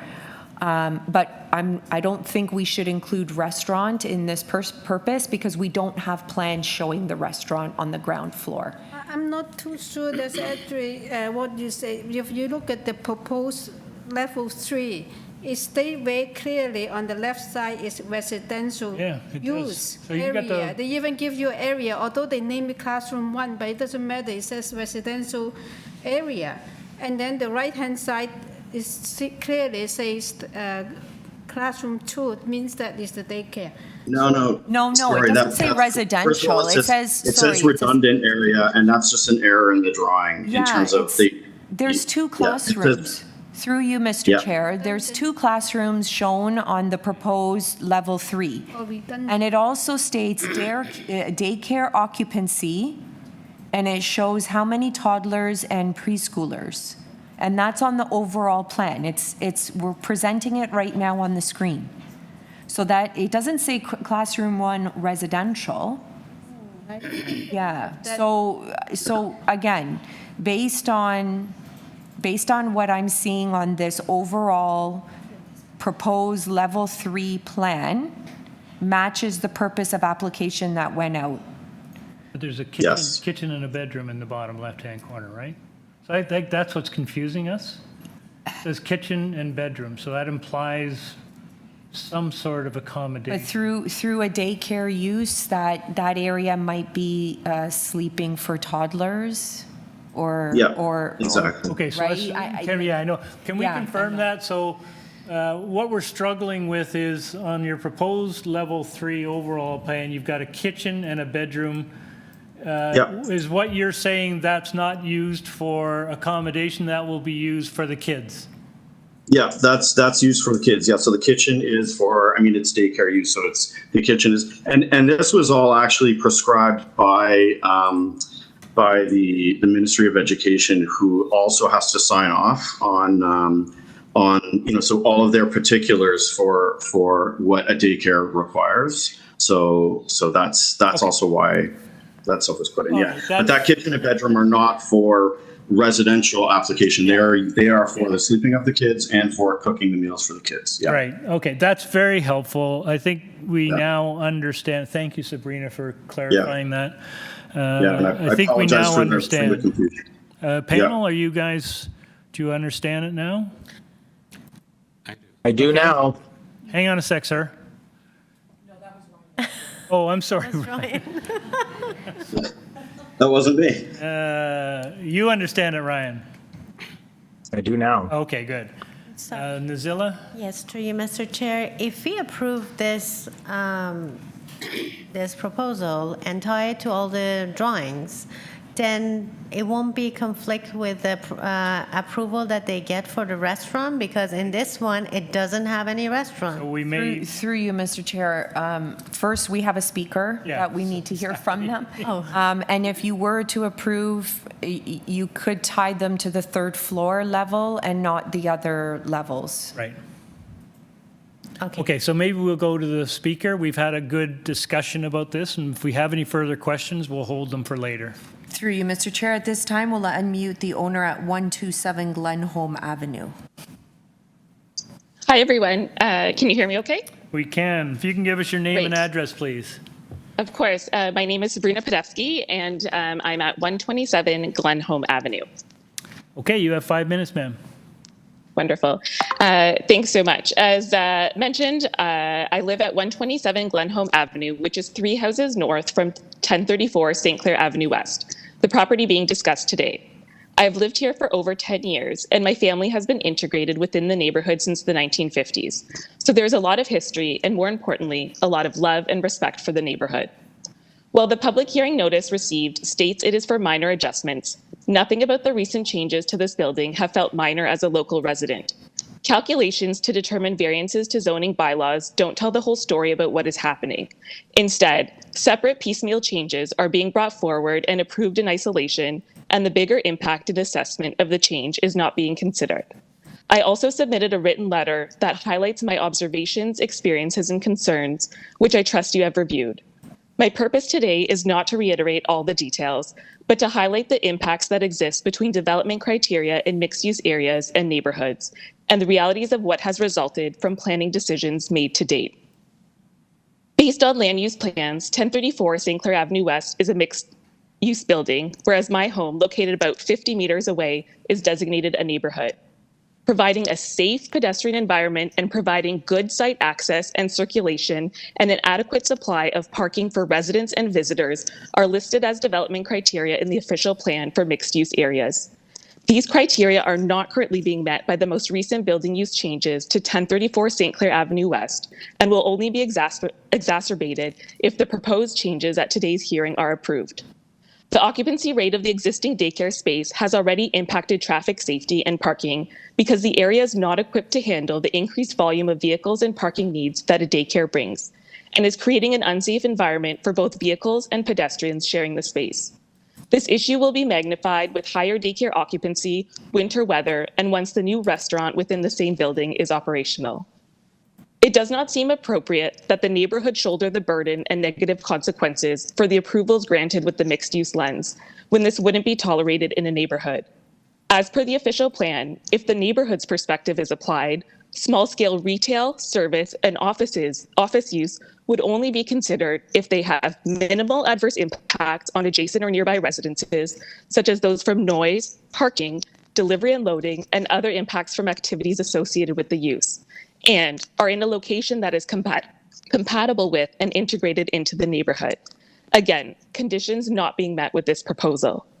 As a reminder, the following issues and safety concerns are ongoing during drop-off and pickup time since residential units were removed from 1034 St. Clair Avenue West in favor of full commercial usage.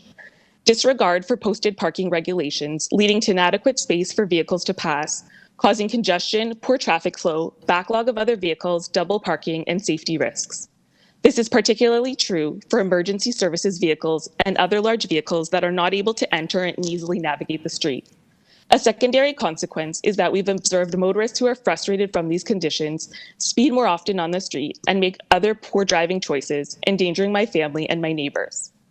Blocked driveways, restricting residents' access to and from their property, and obstructed views, making it difficult for pedestrian and drivers to safely navigate the environment. My question is, who is taking the holistic assessment to ensure the safety and well-being of my family, my neighbors, and other community members accessing this area? For example, the use of a daycare at 1034 St. Clair Avenue West was approved without similar direct consultation of interested parties. Yet existing infrastructure in the area is not compatible to seamlessly integrate the operation of a daycare for the size outlined in the proposal's plans. Further, whose accountability is it to reassess and course correct when decisions made are not having the desired outcome? I can appreciate the multiple needs city planning must address. I work in healthcare, and some of the most difficult challenges to address are those linked to transitions. And that's exactly the issue here. The proper engagement and partnership between the city, businesses, and residents has not occurred to create more seamless and acceptable transitions between mixed use and neighborhood spaces, to ensure we have spaces that are accessible, safe, and enjoyable for all of us to use, regardless of time of day or day of the week. My utmost priority is ensuring the safety of my 2 young children. I oppose this proposal as the safety and well-being of my family and community should not be compromised in favor of commercial interests and services that actively jeopardize the neighborhood. Thank you for the opportunity to share feedback on this proposal. Thank you, ma'am. Panel, any questions of the speaker? Zahir? Just one quick question. Do you have any sense of the number of kids? Because I think in your letter you mentioned possible maximum number of children to be accommodated could be 80. Do you have any idea what the current numbers would be, even if it's a guess? I based mine based on what was in the site plan for the second floor, which, depending on the age of the children, was between 40 and 45.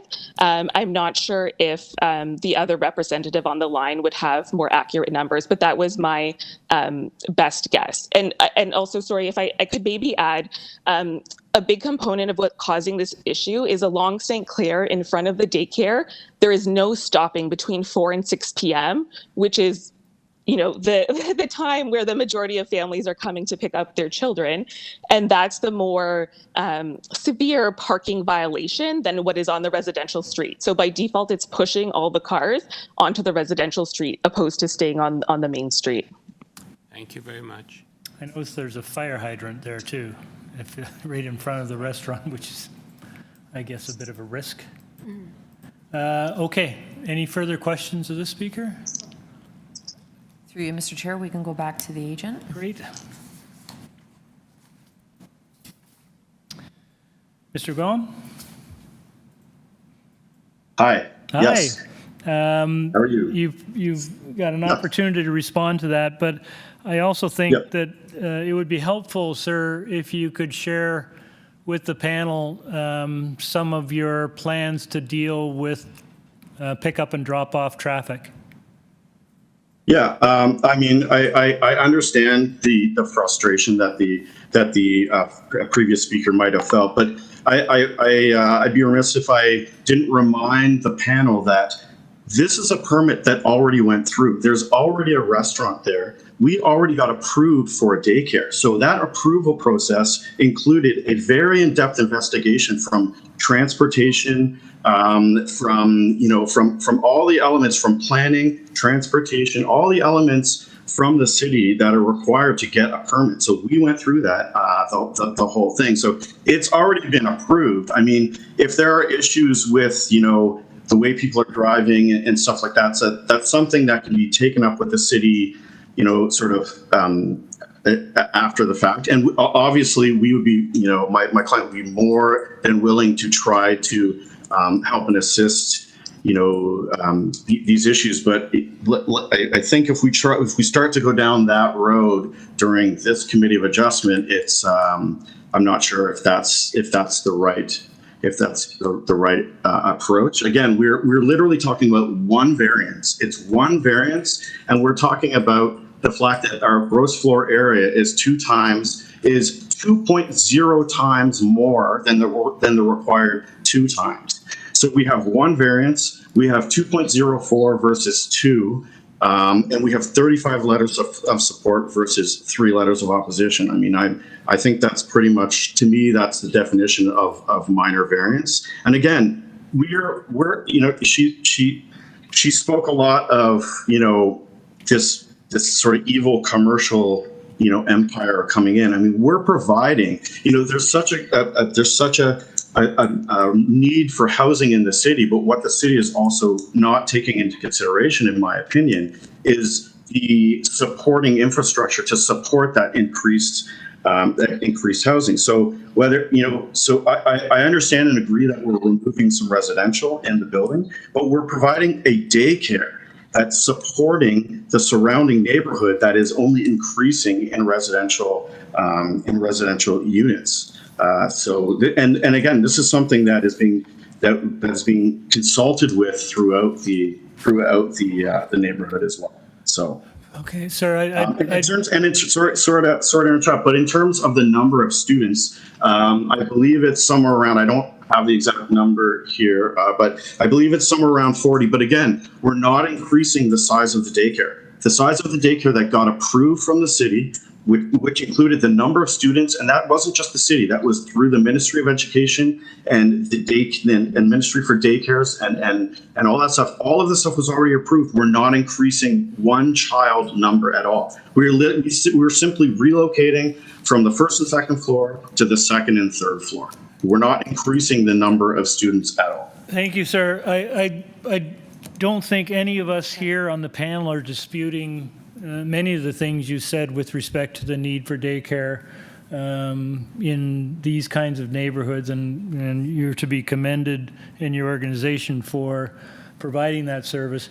What we are trying to do is understand what the impact of your proposal is on the surrounding area. And what we've heard from neighbors is a very serious concern about traffic and parking. And I think it's our responsibility to understand what that impact is. And if you have now said that as part of a previous application, you have submitted transportation studies or Absolutely. the equivalent, and maybe you could just help the panel by just telling us a little bit about what that entailed. And without going into great detail, I think the panel would want to have some comfort, as with the neighbors, is that you have a plan to deal with the added impact of particularly pickup and drop off. I mean, obviously, we're going to do everything. They're going to do everything in their power to help mitigate that. I am not the owner, so I don't know exactly what that would entail. But obviously, it's a daycare. It's an organization that is very sensitive to the surrounding neighborhood. And if there's issues with pickup and drop off on Glenholm Avenue, that is something that absolutely will be looked at and cleaned up and revised if need be. Okay, but again, you're telling the panel that you have submitted information about that already as part of your approval process. Absolutely, and not just the approval the process that was approved, not just this process, not just this process. It was submitted for the process that was already approved. But yes, in this process as well, I would expect that transportation and planning will take a look at this as we go through the permitting process. I have one short question. Okay, hold on. We've got some questions here. Who wants to go first? Ladies first? If, Isn't that sorry, what- Oh, just a very short question. I said, sort of misunderstood your plan earlier. I thought it was residential, but you call it redundant area. What is a redundant area? It's just an error in the drawing. I use a program called Revit, and when I click on, for it to calculate an area, it's supposed to calculate it, and it calculated it wrong, so that's why it's saying redundant area. It's nothing more than a typo. It should look exactly like the one over on the right-hand side that shows. Forget about that label, right? Yeah, just forget about that label. It's supposed to essentially read exactly the same way as Classroom 2. It's just a technological glitch that it put in. It didn't calculate the area properly. Yeah. But it's roughly the same square footage, 858, 79 meters squared, roughly the same sort of square footage. Thank you. Okay, so here. Second. Oh, sorry, you have another question. Sorry, second question is that you said that the ground floor, the play area of the daycare is sort of like just outside the whatever, whether it's a restaurant or place of worship, is that strip of land just outside the building, right? I see also there were a couple of entrances. There's this play area. They going to have a public. The people have to go through the kids' play area to go into this restaurant or place of worship. Is this how you worked? Again, this play area was approved during the original building permit process. But building permit does not approve the daycare. It's just, Ministry of Education approve the playground requirement and the daycare layout, right? So they approve this layout? Yeah, absolutely. Everybody approved the layout. How come we do not get that kind of information in front of us? Sorry? How come we do, if you say that they approve, how come we do not get that in front of us? So I think what happened was the owner only decided that they wanted to keep the restaurant after we had submitted this package in for Committee of Adjustment. So I think that's why the first floor still looks this way. And they've since decided that they are going to keep the restaurant on the ground floor, right? So, but everything you're seeing is not only has been approved, it's approved, it's been approved, and the back part of the first floor has been built, right? So again, we're not really focusing on the ground floor at this point for this committee hearing. So it sounds like he's saying it stays as is, and if you look at Google Street View, you can see how there is a separate wall between the restaurant and the daycare, so it sounds like that will remain. Yes. Okay, Zahir? Just a couple of quickies. One, I just wanted to ask, and this comes from the person in opposition who raised issues with regard to numbers of students. So my understanding from you is that you have a certain number of students at the moment, which is around 40, and that number of students will remain the same, so it's not increasing numbers. Am I correct? 100% correct. Yeah, we are not increasing the size of the daycare at all. We are just relocating it from the first floor and the second floor to the second floor and third floor. That's all we're doing. We're just relocating. And I think that answers partly the issue raised by the person in opposition, because I think there was a concern from what I could read that there'll be an increase in what already is perhaps problematic for them traffic-wise, but they will, if it's going to increase, then that becomes another issue. But it's really relocation of what's on the ground floor up to second and third. That's correct. Yeah, there is no increase in the number of students or staff in the building. Terrific. Thank you very much. Okay. Okay, any additional questions? Through you, Mr. Chair. Can we go back to the proposed level 3 plan? Okay. It shows daycare occupancy, 15 toddlers, 16 preschool, and that's daycare 304. and then daycare 307, another 15 and 16. So that comes out to 62. Yeah, again, I didn't Are we have. reading that correctly? Yeah, I don't have those exact. I believe the overall. I believe the overall is on the first page. The very first page should have a total of it.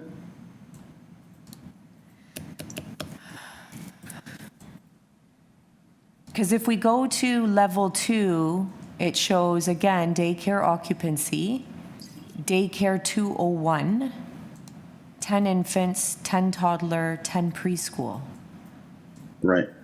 Daycare 202, 15 preschool or 15 toddlers, 10 infants. Like this is, if we add this up,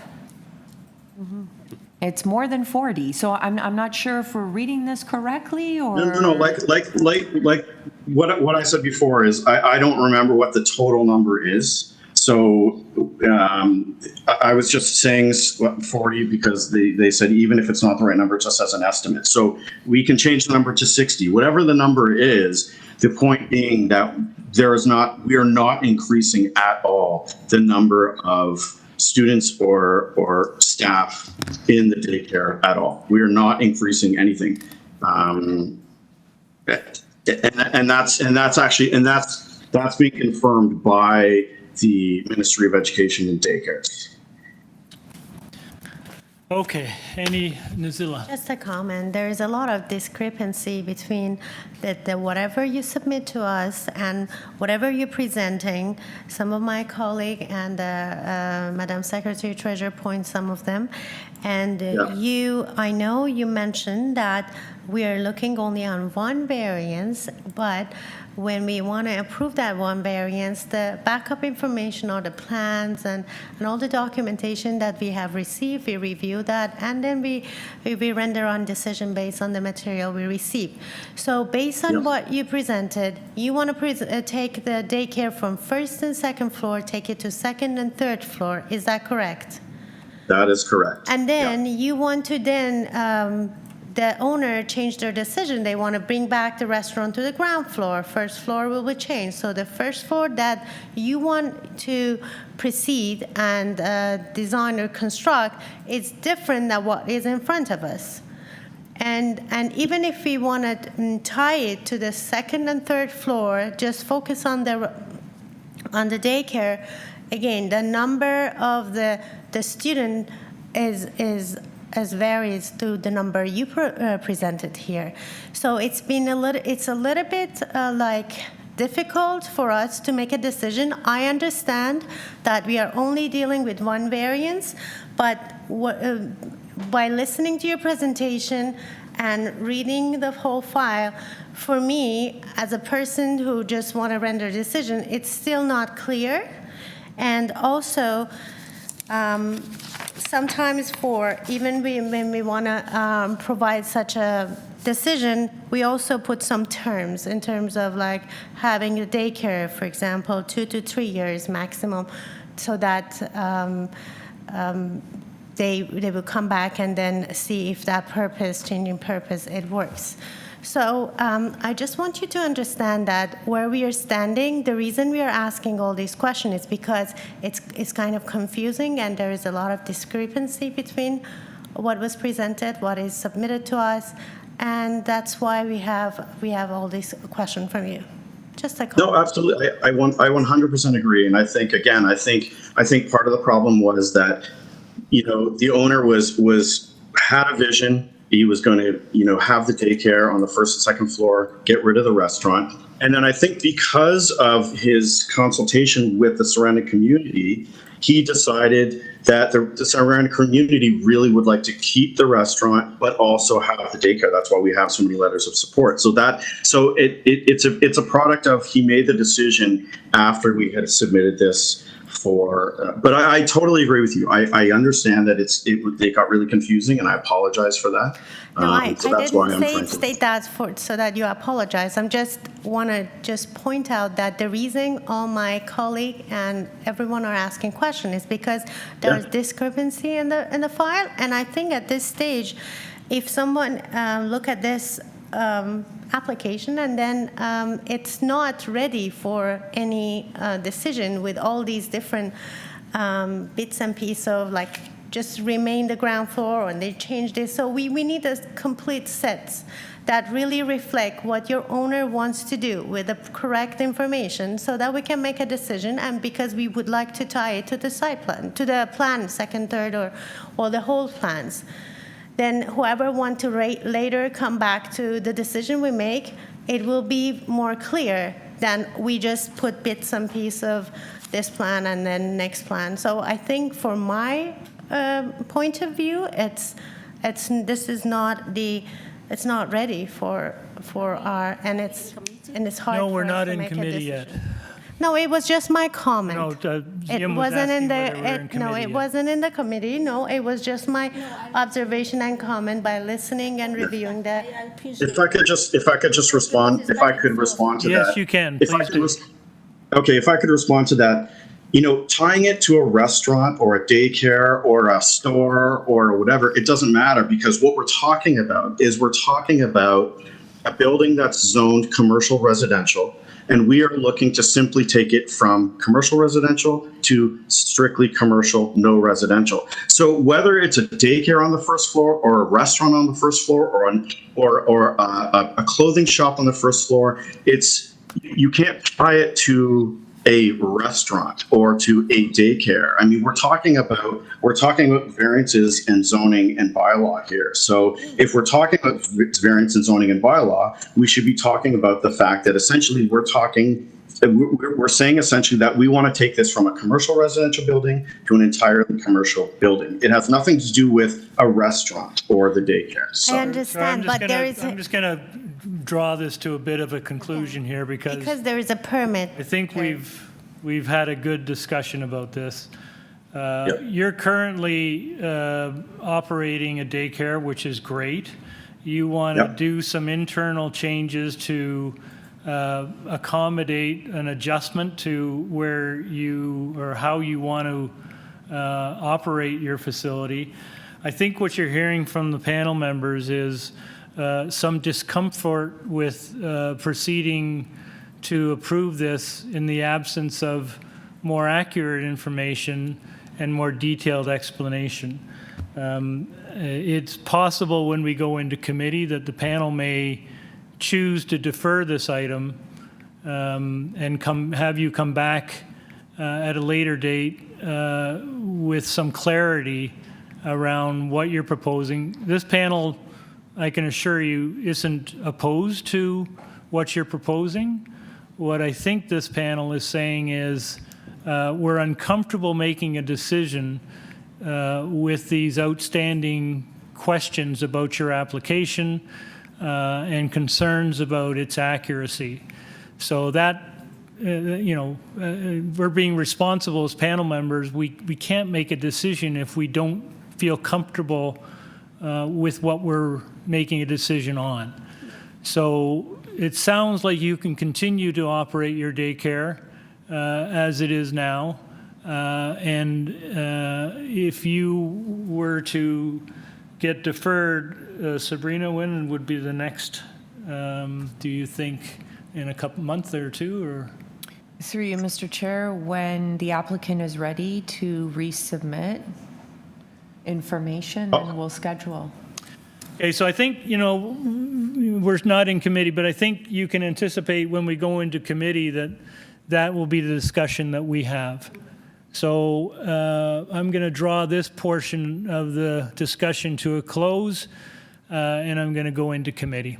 I'd like to make my first comment because to follow up what your comments are, it's not really about us, whether we understand or not. We do understand after all the long explanation.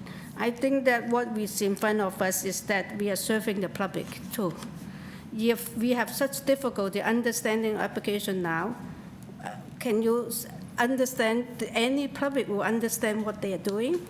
So I think it's the public interest that we have to look after too, because it's not just to tunnel vision to say that never mind about all these other things, just look at the one variance, just look at the first floor plan.